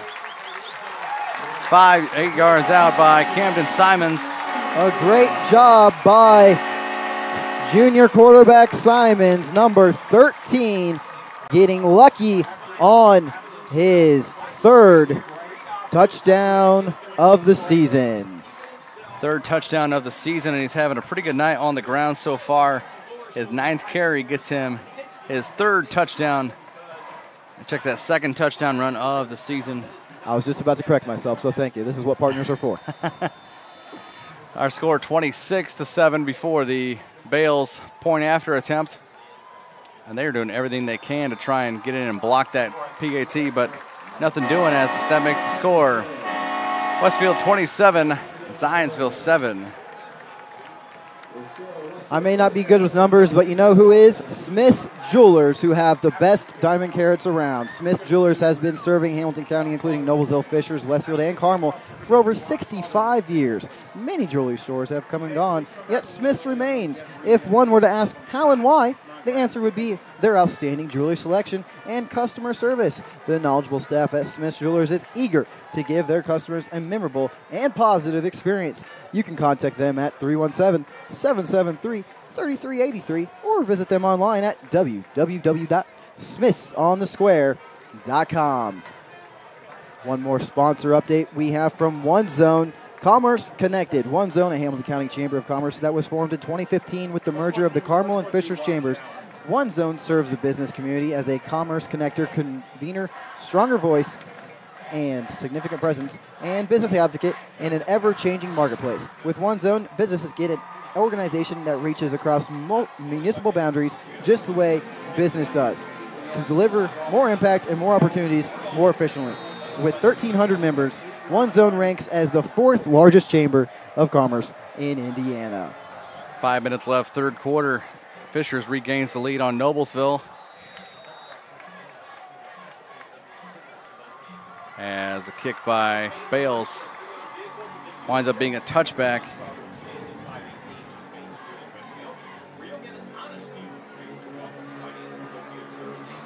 Sheridan still over Tri-Central 45-0. And Avon leading HSC 16-6. Center Grove over the Greyhounds 17-0 as the Eagles take possession. Screen pass out to the right. That's Fawcett. He is gone. 50, 40, 30, 20, 15, 10, 5. Check that. That's Jordan Hull, and touchdown 80 yards later. Pour the water down the drain. The faucet is running all the way to the house. I think that might have been Hull, though. Yep. If I'm not seeing an 8 or a 1. Here, we'll see this again. I'm not sure if we had the faucet running or if the Hull. Yep, that is Jordan Hull, and he was off to the races. We both saw an 8. Well, when they're moving that fast, once again, I already said I'm not good with numbers. They just blur together. We see it sideways. We can't see the 1 or the 8. 80 yards later, first play of the drive. Nonetheless, Hull trucking down the field to get that second score on the board for the Eagles as they line up for the extra kick. As they're looking to cut this lead in half or break it down to 13. High snap. Kick almost blocked, but Freeman gets it up and through. And Wagner with an 80-yard pass on the first play of the drive. That becomes his new long for the season, breaking his previous record of 59. So all of a sudden now, the Eagles, they have a breath of life, trailing 27-14 with 7:37 left to play here in this third quarter. This game is far from over. Yep, not even at the midway point of the third quarter, and it's back to a 2-score game. Speaking of another game that is very close to our score here, it's Ben Davis and Pike. Ben Davis leading Pike 26-12. Zionsville set to kick off. Freeman from his own 40.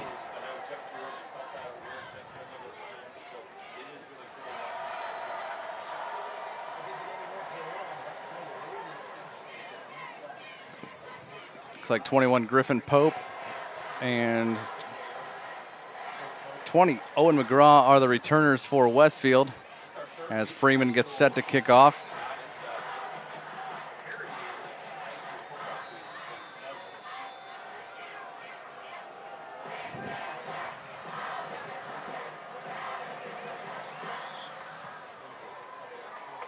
This one not going to be returned either. Goes about 7 yards deep.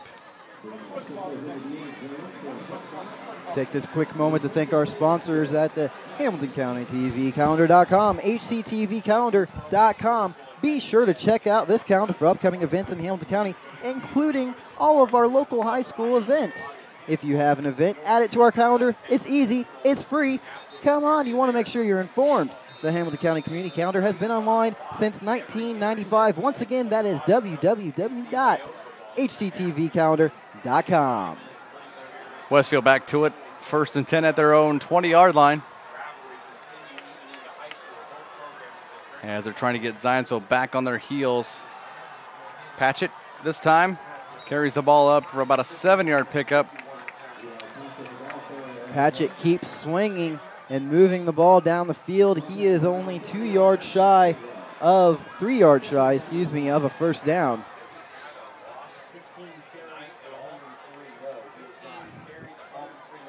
Going to have 3 line up on the near side with 1 in the backfield. Plenty of time on the play clock for Westfield. They'll audible here a little bit.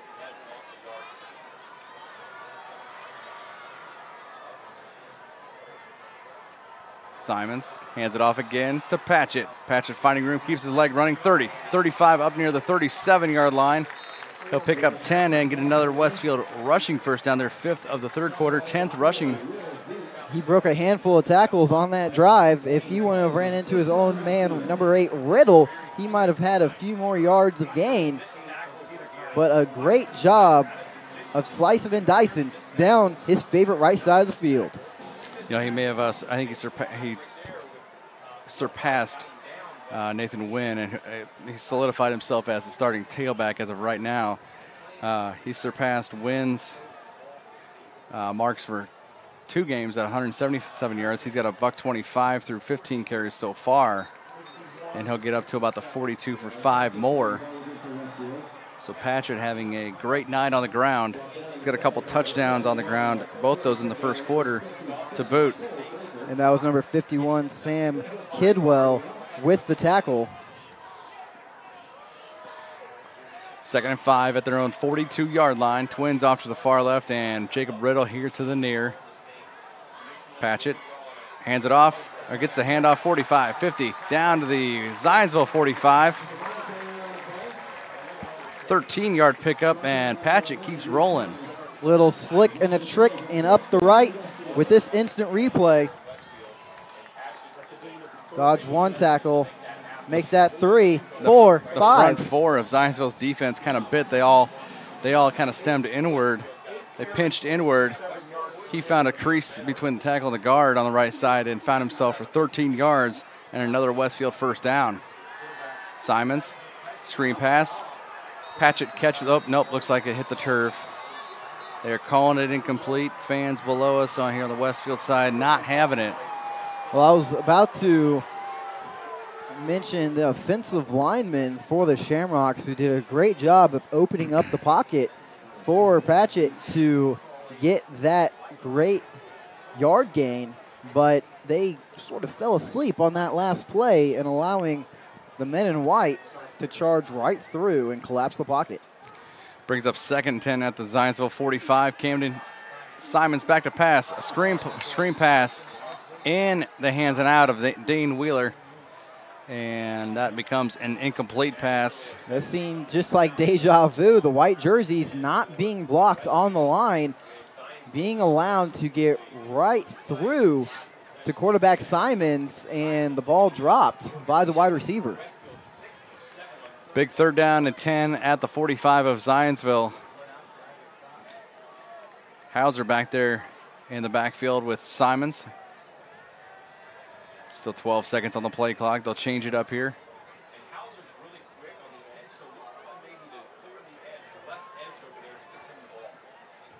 Hauser, or check that. Simons keeps himself 45-40, 35-30. Down to about the 27. That's an 18-yard pickup and another Westfield Shamrock first down to the 28. So 17 on the pickup. Simons having a good game on the ground tonight as well. As we look at the replay, we saw the men in white, the Eagles, fell for the quarterback keeper as they looked for the ball to move to their left up the right side of the field.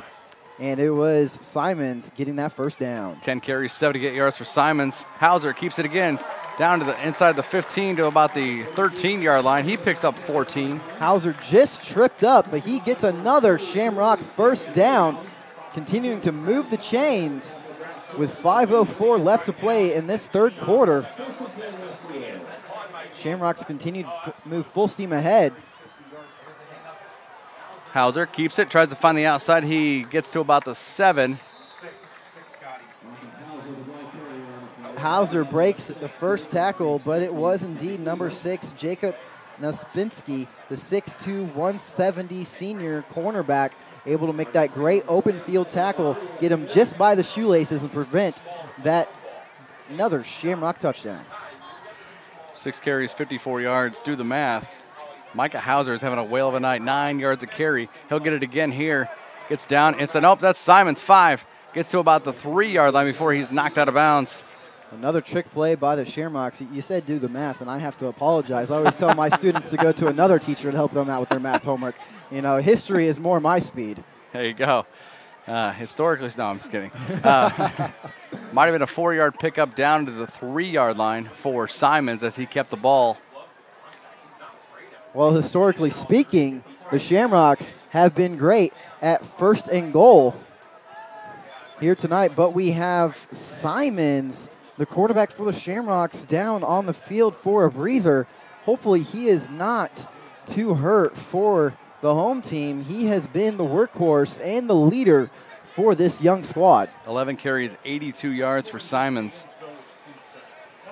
As we'll see both teams take the knee, we'll take a shout out to our sponsors, Logan Street Signs and Banners. They're celebrating over 26 years. Logan Street Signs and Banners specialize in last-minute signage and banners. Serving Noblesville and Hamilton County since 1992. You can contact them at 317-773-7200 and visit their website at www.loganstreetsigns.com. Also follow them on Instagram, Facebook, and Twitter. Simons was able to get off the field under his own accord. It looks like that is a positive sign. Nick Talley, the 5'11" sophomore quarterback, going to be in there. And he has not played at all this season. So we'll see how the young quarterback fares against this Zionsville defense, who might be that much more hungry after seeing a changing of the guard. We'll see how safe. Actually, you know what? Eli Patchett's back there in the Wildcat. That makes sense. That makes sense. He has. And actually, he looks like he may be looking. It looks like he's in the quarterback. Patchett is playing quarterback. He's going to keep it for the Wildcat, and he is up and across the goal line. Patchett, a 3-yard touchdown run, his third of the game. And Westfield with their 5th touchdown. That is a great job as we look at this replay by Patchett, the Wildcat keeper, able to get that 4th touchdown of the season. Prior to this game, he had 19 yards passing, so that was a great decision by Coach Gilbert to play the wild card because he knew his quarterback. He was able to throw, but he was able to run it if need be. So that'll make it 33. The flag on the point after. Kick is good. There's a flag. Flag will most likely be assessed on the kickoff. But 34-14 with 4:17 left to play here in the third quarter. Quick scoring updates. We have Sheridan over Tri-Central 45-0. Fishers over Noblesville Millers 9-7. Avon still leading HSC 16-6. Center Grove over the Greyhounds 17-0. Ben Davis over Pike 26-12. Brownsburg still leading as far as we know. The Franklin Central Flashes 20-0. And the other game here on Hamilton County TV, it's West Lafayette beating Hamilton Heights 35-0. Yeah, West Lafayette, probably one of the better 3A teams in the state of Indiana. Well, when you come from a college town, yeah, you have high marks. Yeah, and college football opened up last night in West Lafayette. Didn't stay up with the final score of it. Wow. Real quick before this kickoff, Noblesville just getting a touchdown and leading Fishers Tigers 15-9. So they are now coming back. So we'll see. And quite honestly, that is the story of Noblesville this year, of coming back through adversity. A great community, not just in Noblesville, but all of Hamilton County. 49-0 at Hamilton Heights is the score right now.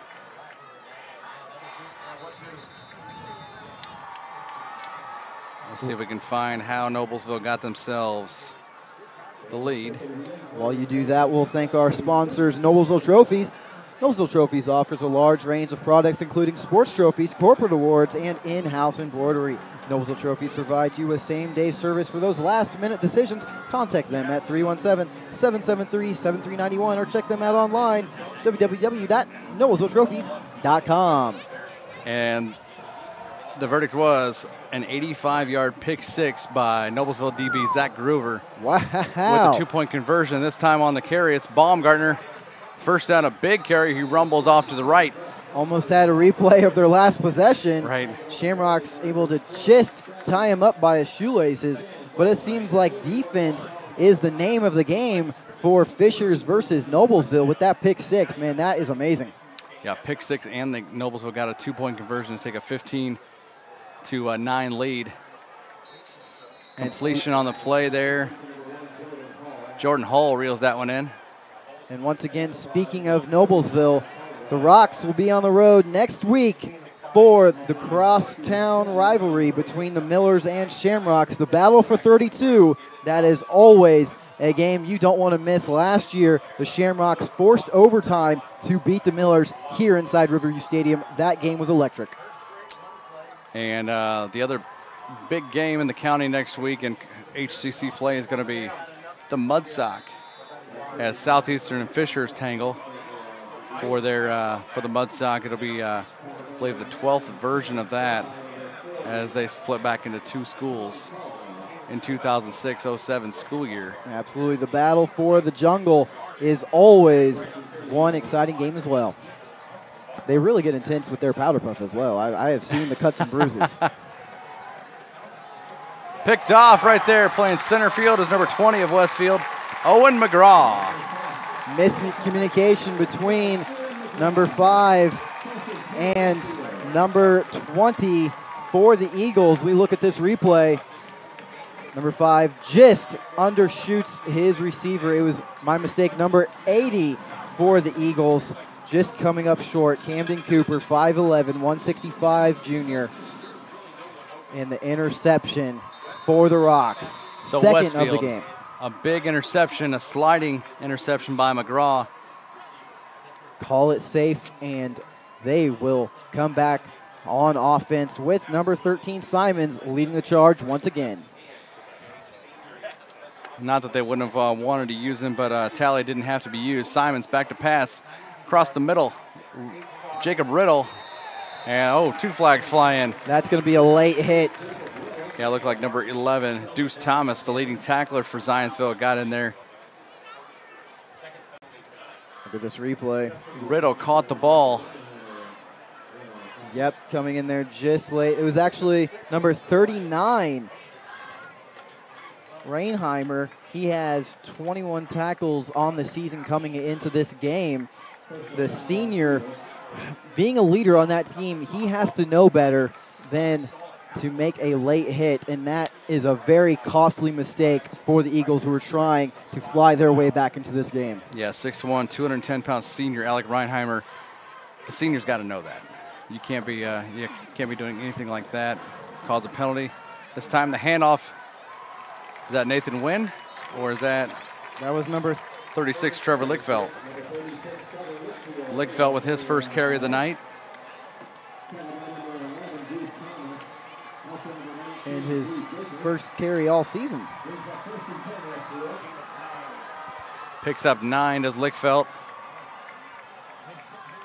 for a big 2nd down and 1 at the 33 of Zionsville.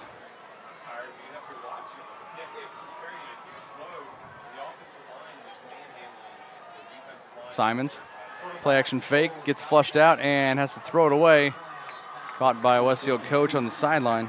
That was a smart play by Simons. He had the defensive line breathing down his neck. It was a great pickup by number 36 to make that block, but nonetheless, he had to get rid of the ball before mistakes were made. That'll bring up a 3rd down and 1 at the Eagles 33 for the Shamrocks.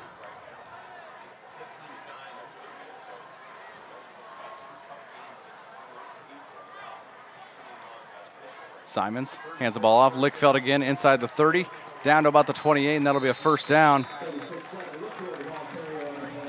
Lickfeld has been great fresh feet for the Shamrocks and giving the core running backs a breather here in this 3rd with 2:15 left to play. Shamrocks up 34-14. 1st and 10 at the Zionsville 27.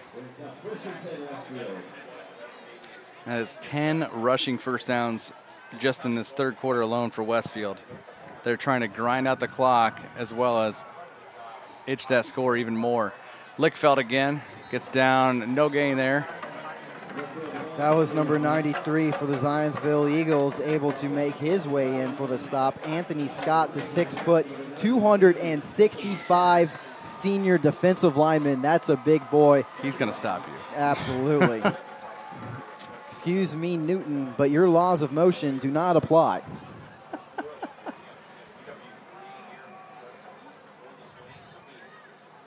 Lickfeld back there again in the backfield. Simons hands it off to him again.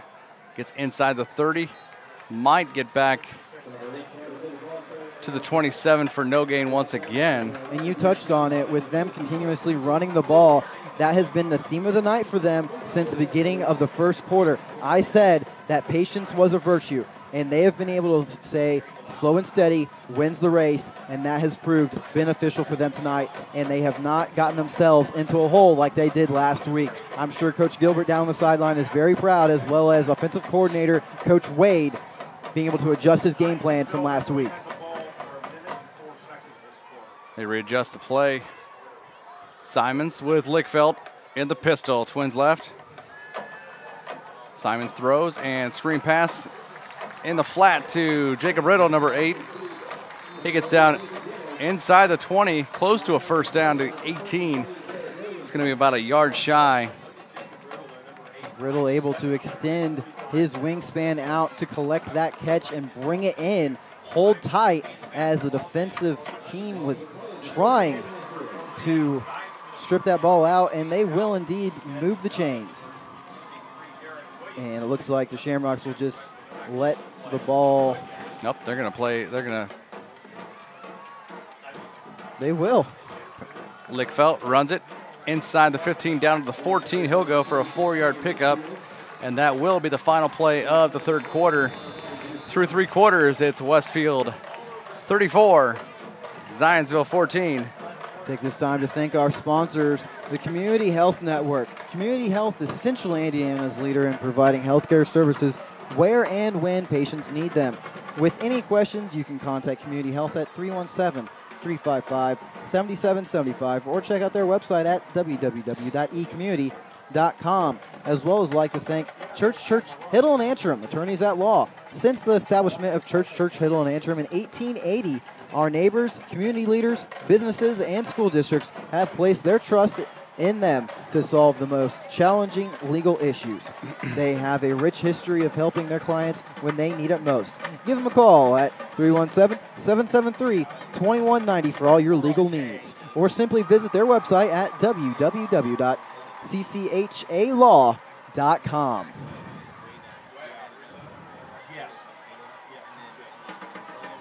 As we take a look at some scoring updates, Sheridan, as we can tell, still leads Tri-Central 45-0. Noblesville still over the Tigers in the fourth quarter, 15-9. Avon over HSE, 16-6. Carmel finally getting on the board, still behind Center Grove, 17-7. And West Lafayette now leading the Hamilton Heights Huskies, 49-0.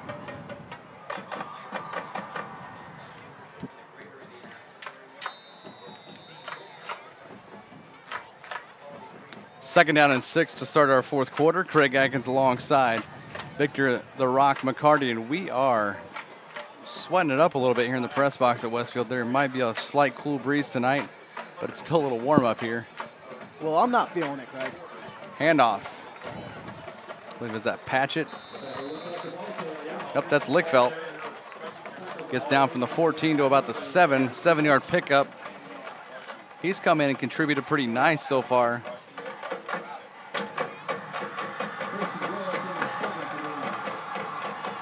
Seven-yard pickup makes it 1st and goal at the 7. That's their 11th first down of the second half. Their 16th rushing first down overall. So 1st and goal at the 7. Simons hands it off. Lickfeld gets over the goal line in for a touchdown for 7 yards, and his first score of the season for Lickfeld, and actually his first 7 carries. This one for 7 yards. He says, it's my first game, coach. Put me in. I'm going to take it to the house, and he does just that, powering through the defense over number 43 in the white jersey for the Eagles. I take it that Lickfeld has spent his time in the workout room for the Shamrocks, getting them gains. Got to have at least one of the two, the gains or the ups, and he's definitely proving his power tonight. Yeah, 7 carries, 33 yards on the drive, all on that drive for Lickfeld rather. as Westfield now with a convincing 41-14 advantage, and we're just 40 seconds into this fourth quarter of play here on Hamilton County TV's Game of the Week. We'd like to thank our sponsor, Smith Jewelers. Smith Jewelers has been serving Hamilton County, including Noblesville, Fishers, Westfield, and Carmel for over 65 years. Many jewelry stores have come and gone, yet Smith's remains. If one were to ask how and why, the answer would simply be their outstanding jewelry selection and customer service. The knowledgeable staff at Smith's Jewelers is eager to give their customers a memorable and positive experience. You can contact them at 317-773-3383 and visit them online as well at www.smithsonthesquare.com. I'm sure Coach Gilbert, Coach Wade, Coach Reese, and the rest of the coaching staff for the Shamrocks has been very pleased with how their team has performed tonight. Coach Carnes giving the kickoff team, special teams, a few pointers on what to do, but I'm sure it'll remain a touchback as they are squarely in the lead, 41-14 with 11:20 left to go. You see some fans already heading for the exits, cashing this one in for a Westfield victory, but there's still 11:20 left in this ball game, and this one's going to sail back, like you said, for a touchback. Anything can happen. Saying there's a chance. You don't want to count your blessings before the game is over. But I can assure you, as being a former student here, these students right now are looking forward to their 3-day weekend. They want to get started as much as possible. I hear a lot of the kids these days talking about Fortnite, so they're probably going to stay up all night and enjoy themselves doing the dance. 1st and 10 for Zionsville, their own 20, and we got a procedure penalty. It looks like it's going to be on Zionsville to march that back. 69. That is Noah Richardson, 6'2", 270-pound junior, will move the ball back for the Eagles. That's the first penalty to my record on for the Zionsville Eagles tonight. Yeah, they've done a great job. Westfield's got 5 of keeping their composure, but the ball is just not swung in their direction. Hand off. Looks like Baumgartner up to about the 17-yard line. They may give him the 18.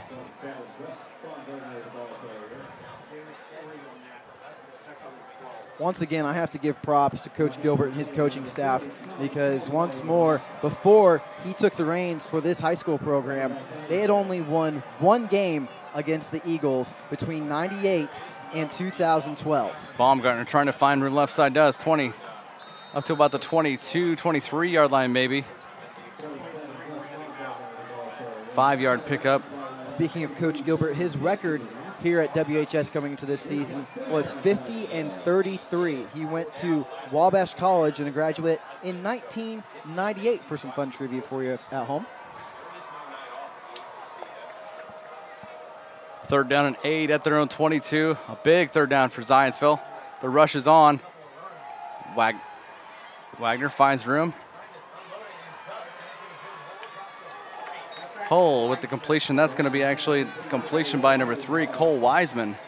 That was a great job of getting outside the pocket for Wagner because, as we've stated previously in the program, he is not the best at maneuvering the ball. So finding number 1 to extend the play is a great job. Hull with a big reel in there for about 20 yards and a 1st down for Zionsville. Surprising. They kind of surprised us subbing in a new quarterback, number 3, and Cole Wiseman, 6', 180-pound junior quarterback. And that was number 27, Baumgartner, with the carry. Eagles trying to remain in this game with just over 10 minutes to go. He picked up 6. Now Baumgartner up across the 50 and to the 49, so he picks up 3. It'll be 3rd down and 1.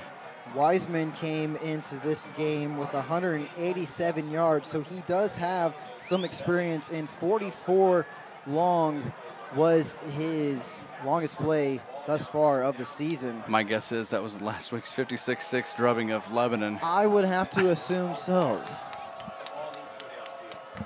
3rd down and 1 at the 49 of Westfield. Wiseman rolls out. He'll try and run himself, but I'm not sure. But sliding, actually, nope. That was a no gain. Short. He hit the turf just before, So he's still a yard shy. Being a junior, you have to have a positive awareness where you are at on the field, and sliding for the first down is not going to cut it. You have to dive when you are down 41-14 and the clock ticking with 19 minutes to go. 4th down and 1. Handoff. Baumgartner easily gets the first down, breaks 45, 40, 35, 30, and tripped up in the defensive backfield. By his shoelaces, it was number 40. He is counting his blessings as we look at this instant replay. Picked up 20 on the play.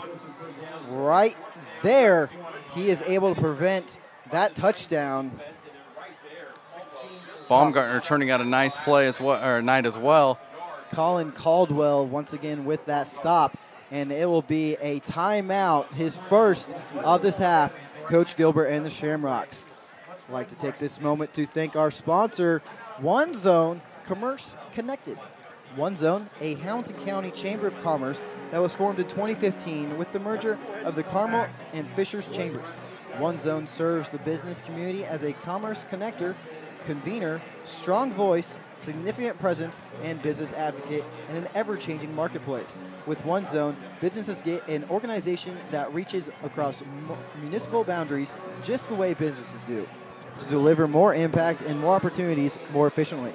With 1,300 members, One Zone ranks as the 4th largest chamber of commerce in Indiana. First down and 10 at the 29 of Westfield for Warren Central leads at North Central 37-14. Obviously, the Warriors always for real. They're playing a little bit of Sweet Caroline here at Riverview Health Stadium.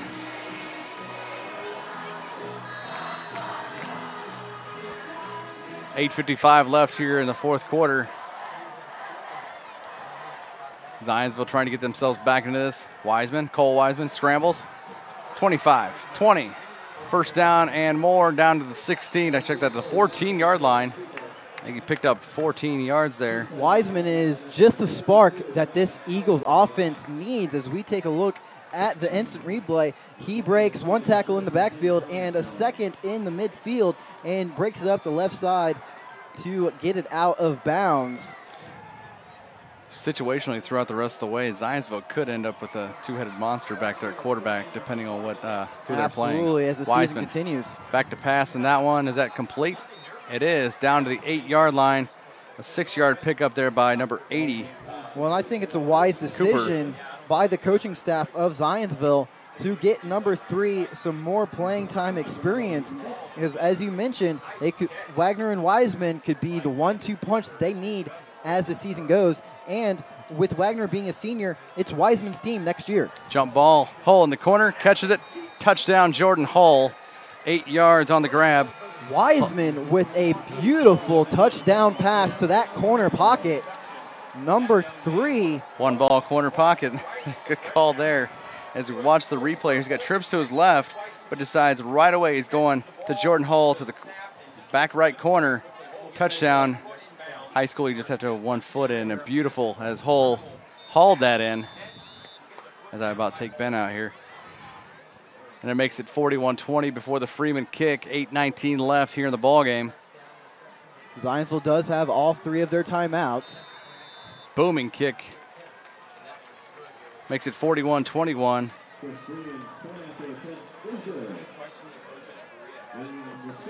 Giving us quick score update.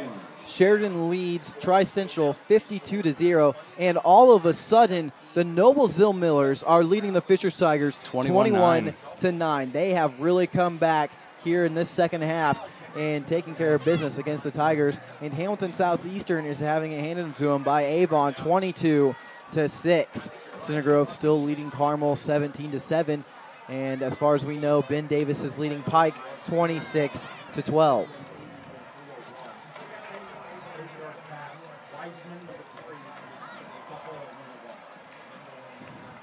I'd like to thank our sponsors, HCTV, Be sure to check out this calendar for upcoming events in Hamilton County, including all of your local high school events. If you have an event please add it to our calendar. It's easy. It's free. Take advantage of all the tools you have to be involved in your community. The Hamilton County Community Calendar has been online since 1995.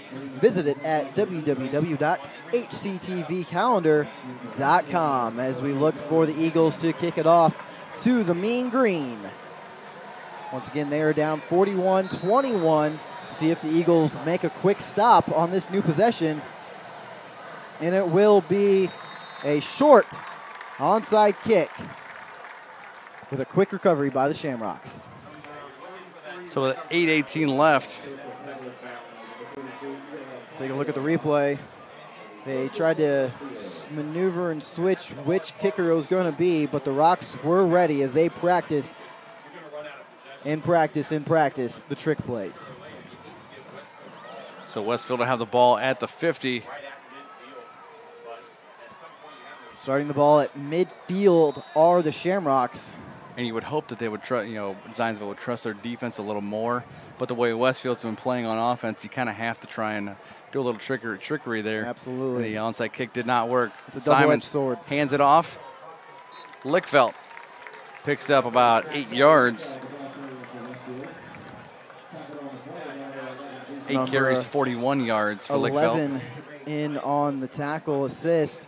Deuce Thomas, the 6-foot senior, 190-pound linebacker.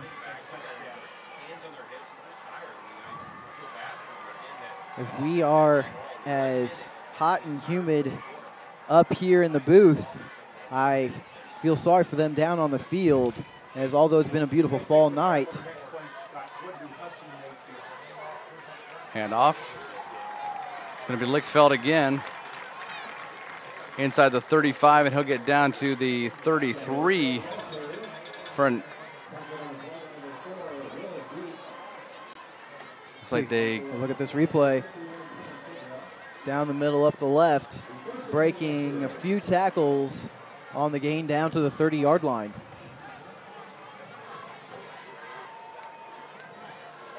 Lickfelt again gets down to about the 30-yard line, picks up a few.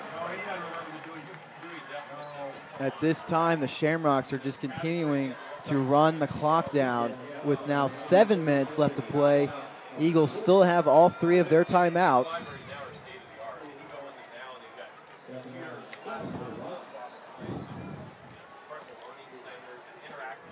Third down and 7 at the 30-yard line, just inside 7 minutes left here in the ball game. Fans, next week it'll be quite the battle as Westfield heads to Noblesville. They'll play for the Midland Trail Trophy. Both teams bouncing back after tough losses last week. Screen pass out to the right side.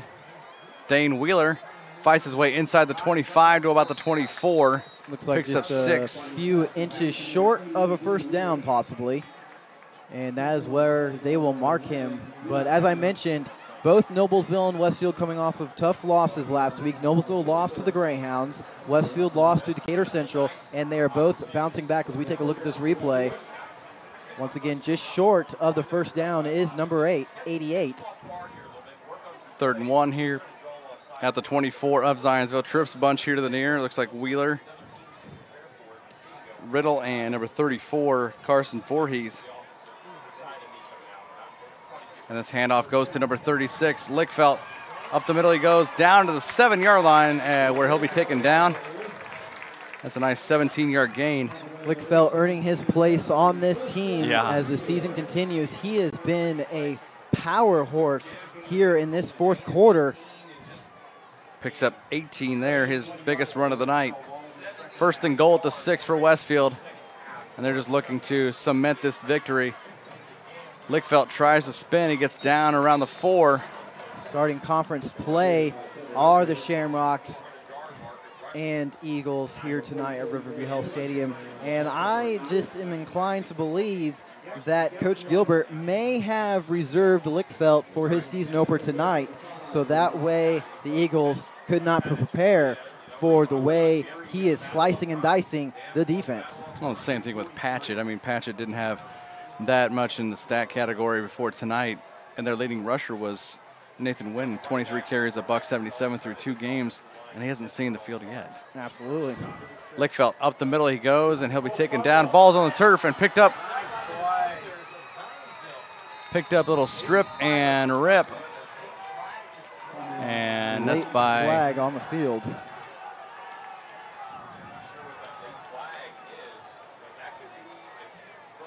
Looks like by number 9, Carson. Caleb Carson.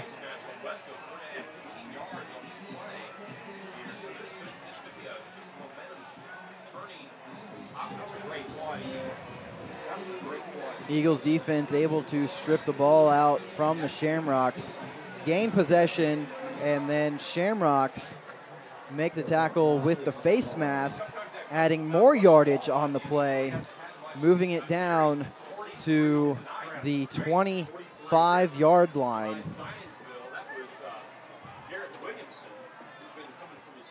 This is an okay position start for the Zionsville Eagles. And once again, the spark for the Eagles is in quarterback right now, number 3, Wiseman. Let's see if he can take him all the way downfield and get another touchdown on the board.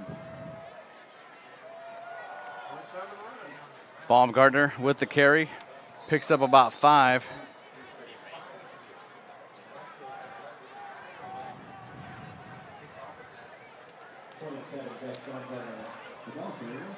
Baumgartner having a good second half.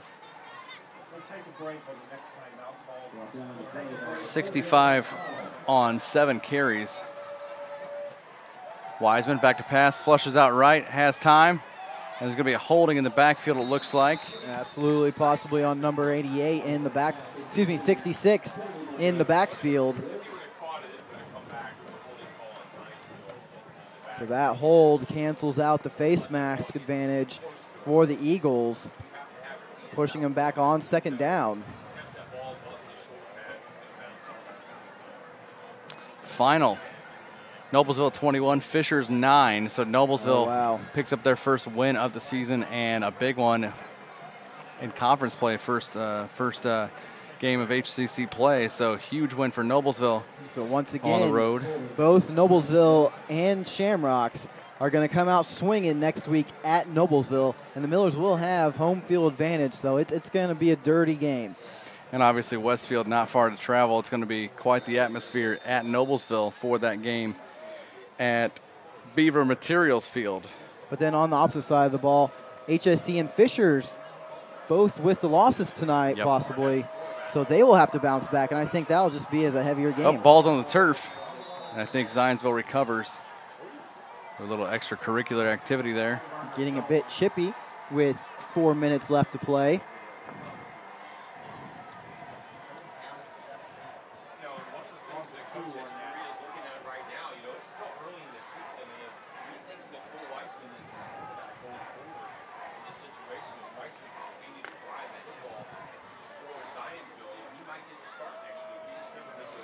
This is 3rd and 17 at their own 18. Wiseman rolls out right, finds his receiver, and that's Fawcett. Haven't heard of him since the first quarter. Tommy Fawcett all the way up to the 42. Picks up 24. A slinger of a pass by Wiseman right to his wide receiver. Great accuracy shown by Wiseman on that play, and Fawcett, as you mentioned, coming alive. Wiseman flushed out left, and he is sacked back there by, looks like 57. Ryan Mahoney, the senior lineman for Westfield. And just as I was about to say, Cole Wiseman 3 for 3, 50 yards through the air in his short time on the field. Take a look at this instant replay. Great maneuver by the senior.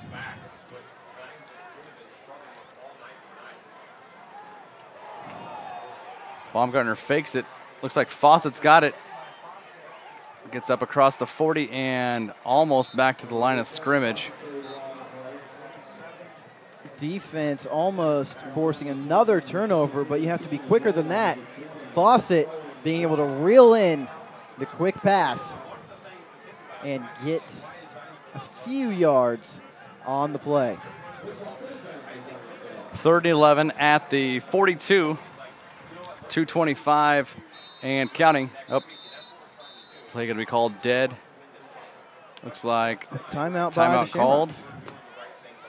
And we will once again say thank you to our sponsor, Logan Street Signs and Banners. Celebrating over 26 years, Logan Street Signs and Banners specialize in last-minute signage and banners. They're serving Noblesville and Hamilton County since 1992. You can contact them at 317-773-7200, and please visit their website at www.loganstreetsigns.com. You may as well follow them on Facebook, Twitter, and Instagram. Also, Noblesville Trophies. Noblesville Trophies offers a large range of products, including sports trophies, corporate awards, and in-house embroidery. Noblesville Trophies provides you with same-day service for those last-minute decisions. Contact them at 317-773-7391 and check them out online at www.noblesvilletrophies.com. You may also follow them on Facebook and Twitter. 2:24 left here in the fourth quarter of play. Craig Atkins with Victor McCarty at Riverview Health Stadium. Ben on the camera tonight. Great work by Ben tonight. And Will producing the broadcast. Quick score update. Avon leading HSC 22-6. So the battle in the jungle, Mudsock game, both teams will have something to prove next week. Baumgartner, 45, trying to race up to the 50. Can't get there, gets to the 46 for a 4-yard pickup, where now it's going to be fourth down at the 46, fourth down and 7. And obviously Zionsville going to go for it. They have to. Wiseman back in the pocket, looks over the middle, he goes, and complete to Tommy Fawcett. A great job by Fawcett reeling in the pass. Eagles keeping it alive on fourth down. Take a look at this instant replay. 23 yards on the catch by Fawcett. That was a great sling pass by Wiseman, but Coach Gilbert will once again call a timeout, and that is his last of the game. 1:58 left here, fourth quarter. First down and 10 at the Westfield 31-yard line. I'd like to give a thank you to our sponsor, Community Health Network. Community Health is Central Indiana's leader in providing healthcare services where and when patients need them. With any questions, you can contact Community Health at 317-355-7775, and please visit their website at www.ecommunity.com. Also, thank you to Church Hiddle and Antrim. Since the establishment of Church Hiddle and Antrim in 1880, their neighbors, community leaders, businesses, and school districts have placed their trust in them to solve their most challenging legal issues. Give them a call at 317-773-2190, or as well visit their website, cchalaw.com. Eagles in business at the 31-yard line of Westfield. 1:58 left, trying to get this game back to an honest score. Down 20, Wiseman, plenty of room in the pocket, and floats it just out of the reach of Tommy Fawcett. And incomplete. The first incompletion by Cole Wiseman. Ruining the perfect game, but playing a little desperate, down 20 points with 1:53 left to play. I think he's allowed a mistake or two now. He's done a great job thus far for the Eagles, giving them the spark they needed. Possibly if he would come just in a bit sooner, might this could be be a different game. story. Yeah. Absolutely. He's 4 out of 5 for it looks like 74 yards unofficially and a touchdown. Wiseman forced out of the pocket with a shovel pass. Yep, shovel pass to Fawcett. Now he's 20. 15, racing the end zone, 10, 5, touchdown, Tommy Fawcett for 31 yards. Now I can say the Fawcett is running, and that is a great backyard football play by the Eagles. As you look here at the instant replay, Wiseman, feeling the pressure, almost tackled inside the pocket, but he's able to shuffle it just outside to the left. And then Fawcett finds his way back around to the right where no defender is able to catch him in to the house for the touchdown. But the Eagles look like will just go for one. 41-27. And the kick coming from Freeman to make it a 13-point game. Kick is good. Most likely look for another onside kick. More than likely. By the Eagles. Take another quick sponsor shout out to Smith's Jewelers. They have been serving Hamilton County, including Noblesville, Fishers, Westfield, and Carmel for over 65 years. Many jewelry stores have come and gone, yet Smith's remains. If one were to ask how and why, the answer would be their outstanding jewelry selection and customer service. The knowledgeable staff at Smith's Jewelers is eager to give their customers a memorable and positive experience. You can contact them at 317-773-3383 or visit them online at www.smithsonsquare.com. 1:39 left here in the ball game. 13-point game. It's Westfield 41, Zionsville 28. And it's almost one of those too little, too lates, as it was 20-7 at halftime. And it's become a 21-21 game in the second half. So it's almost if Zionsville would have been a little more alert, if things would have happened more their way in the aside from that interception on the opening drive. Absolutely. If that would have turned the other way and they could have made a score out of that, this could be a completely different game. But nonetheless, it's 41-28. And the onside kick recovered by Westfield. No ifs, ands, or buts. The Shamrocks look to take over and close out this game with 1:39 left to play. We'll take a look at this replay. Ball trips up right in the middle. Owen McGraw dives right on that at the 49. And that's where Westfield will have the ball. And odds are they will I would say they will probably just try and run the ball out, run the clock out, and kneel it maybe. The Eagles do have all three of their timeouts. We'll see if they decide to use them. They haven't used a timeout yet this whole game. Yep, Westfield's used all three of theirs. Simons under center. It looks like he is going to take a knee.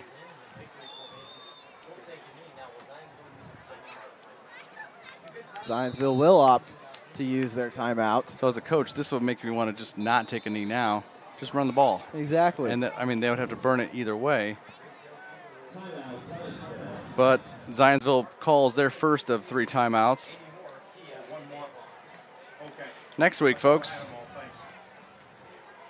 game of the week here on Hamilton County TV. It's Westfield at Noblesville, so it's going to be 2 teams that have won their Week 3 games, as Noblesville wins 21-9 tonight at Fishers. A big win on the road for Noblesville at Fishers, and Westfield leads 41-28. So it looks like they're on the upside of this one heading into Week 4 at Noblesville. And then with both Fishers and HSC losing their games, they have the huge Mudsock game that will also be a battle till the end. It doesn't matter what your record is going into a game in high school sports, whether it's Westfield and Noblesville or Fishers and HSC, they are always out for blood when it's crosstown rivals.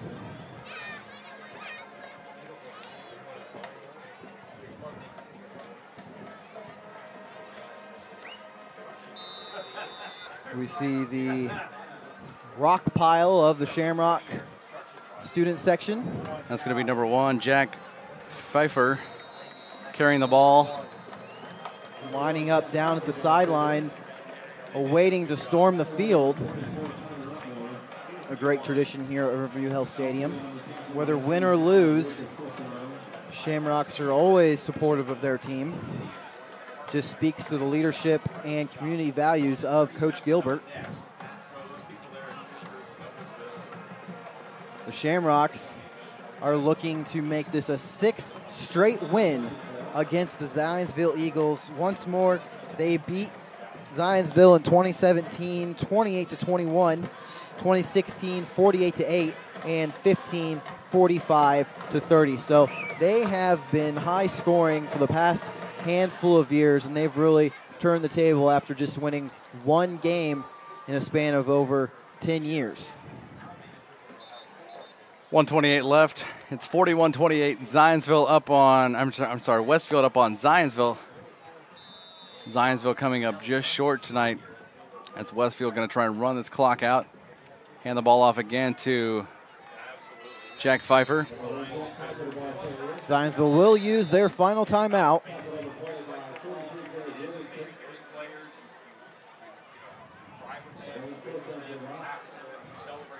I would like to make a quick shout out to my niece, Sophia. She just turned 2 years old today, so not quite birthday. old enough to be tuning in here tonight. But Or know what you're nonetheless- talking about. Exactly. But she is smart enough to get away with things. You know, she's getting to that age of knowing exactly what she's doing. It's just such a shame. She's as cute as a button. So when she's with me, you know, gets by with a little bit more than she should. Oh, sure. But definitely pulling on the heartstrings. Once again, happy birthday, Sophia. Happy birthday indeed. And actually, my daughter just turned 5 months old. Oh, congratulations. On Tuesday. So, yes, thank you. She's Ava's growing like an absolute weed. And that's the thing. She looks nothing like her baby pictures from late March. Absolutely, yeah. And, so I'm thinking for a little bit, she and her mom, Kelly, were, my wife, they were watching tonight. My mother-in-law, like I said, Tammy Bridges, she was watching from Rensselaer, where she lives. And Westfield going to punt. Oh, slipped. Was the punter, Andy Manzer, a senior. He slipped on the turf out there. I wonder if it's starting to get a little slick or his shoes might be slick. What I was about to say. We've been talking about the humidity all night here outside, and that might cause the field to be a bit slippery. Scoring update from Arcadia. West Lafayette 63. Hamilton Heights 0, and it's still 7:54 left, third quarter. That is a real slobber knocker out to the north of us. Zionsville ball at the Westfield 49 and caught by Tommy Fawcett at the 40. Zionsville will hurry up and try to get another playoff with a minute 3 to go. 2nd and 1 at the Westfield 40. Wiseman. Looks like that'll be caught by number 7, Dom Vecchiarella, please. Vecchiarella. Can you say it with me? Hey, I might have visited Italy, but I'm still not good at pronouncing the names.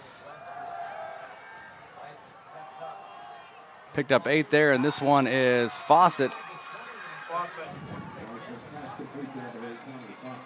The Shamrocks just really showing how tired they are right now in the fourth quarter and wanting to go home with the lead 41-28 with 41 seconds left to play. But Wiseman continues to move the ball down for the Eagles. He'll flush out left, rolls out, and going to be incomplete. Throws that over almost toward the school building. Incomplete after a string of 5 completions in a row there. And I don't know, if I'm Coach Pat Echeverria, I've got a heavy decision on my mind because next week the Zionsville Eagles, they will go, let's see, their schedule. Got it right here for you. They will go to Franklin Central. You know, and of the Flashes. The Flashes obviously probably didn't get to showcase too much tonight at home against Brownsburg because last we saw it was not a game really. But should be quite a battle and a tough road game. That slant complete. That's going to be Vecchiarella. Chains for the first down. Or what?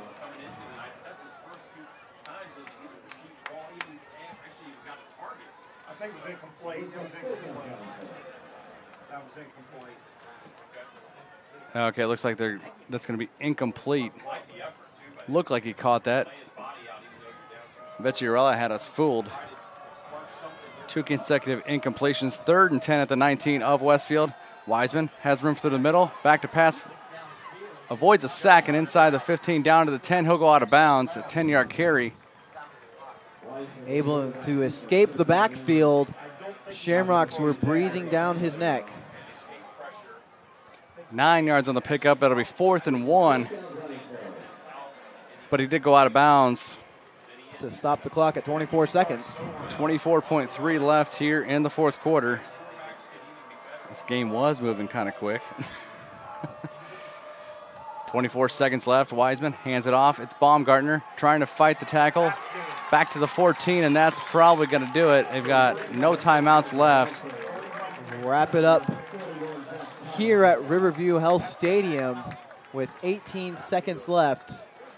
Shamrocks will take over for the favorite play call in the history of football, victory formation. And speaking of victory, I said my two victories of the game would be the Shamrocks having composure inside the pocket and steady wins the race. And that is exactly what they did here tonight. They dominated from the beginning of the game with that interception to the finish. They were able to dictate where this outcome would go. And on the opposite side, the defense for the Eagles, I mentioned they would have to, again, be on the attack. They came into this game hungry on defense, and they were just not able to rise to the challenge against these Shamrocks. And that one knee is going to do it as we will get down to our final score of the ball game tonight. And, you know, it says it all when your offense, your rushing attack gets 13 of your 18 rushing first downs, 13 of those in the third and fourth quarter, 10 in the third quarter alone in this victory for Westfield tonight. Westfield moves to 2-1 on the season. Zionsville drops to 1-2 as they'll head to Franklin Central next week. And Westfield moves to 2-1 as they will face a kind of an upstart Noblesville team. They hit some strides tonight, and they get a win at Fishers tonight, 15-9. And the final score here at Riverview Health Stadium in Westfield, it's Westfield 41, Zionsville 28. Final thought, Victor? I've just loved the atmosphere of the game here tonight in Riverview Health Stadium. Once more, the Shamrocks came out with something to prove after a loss to Decatur Central with their home opener. They wanted to make sure their fans went home satisfied here tonight, and they did just that. I am looking forward to the Battle of 32 next week between the Millers and the Shamrocks. And next week we will be at Noblesville's Beaver Materials Field for that game against Westfield and Noblesville for the Midland Trail Trophy. And once again, we'd like to thank Logan Street Signs and Banners, Noblesville Trophies, Community Health Network, Church, Hill and Antrim, Smith's Jewelers, One Zone, and HCTVcalendars.com. For Will producing our broadcast tonight, Ben on the camera. Great job on the colors tonight by Victor the Rock McCarty. Thank you, sir. And myself, I'm Craig Atkins, and we thank you for joining us tonight. Once again, the final score here at Westfield. Westfield 41, Zionsville 28. Thanks for joining us tonight from Westfield on Hamilton County TV. So long, everybody.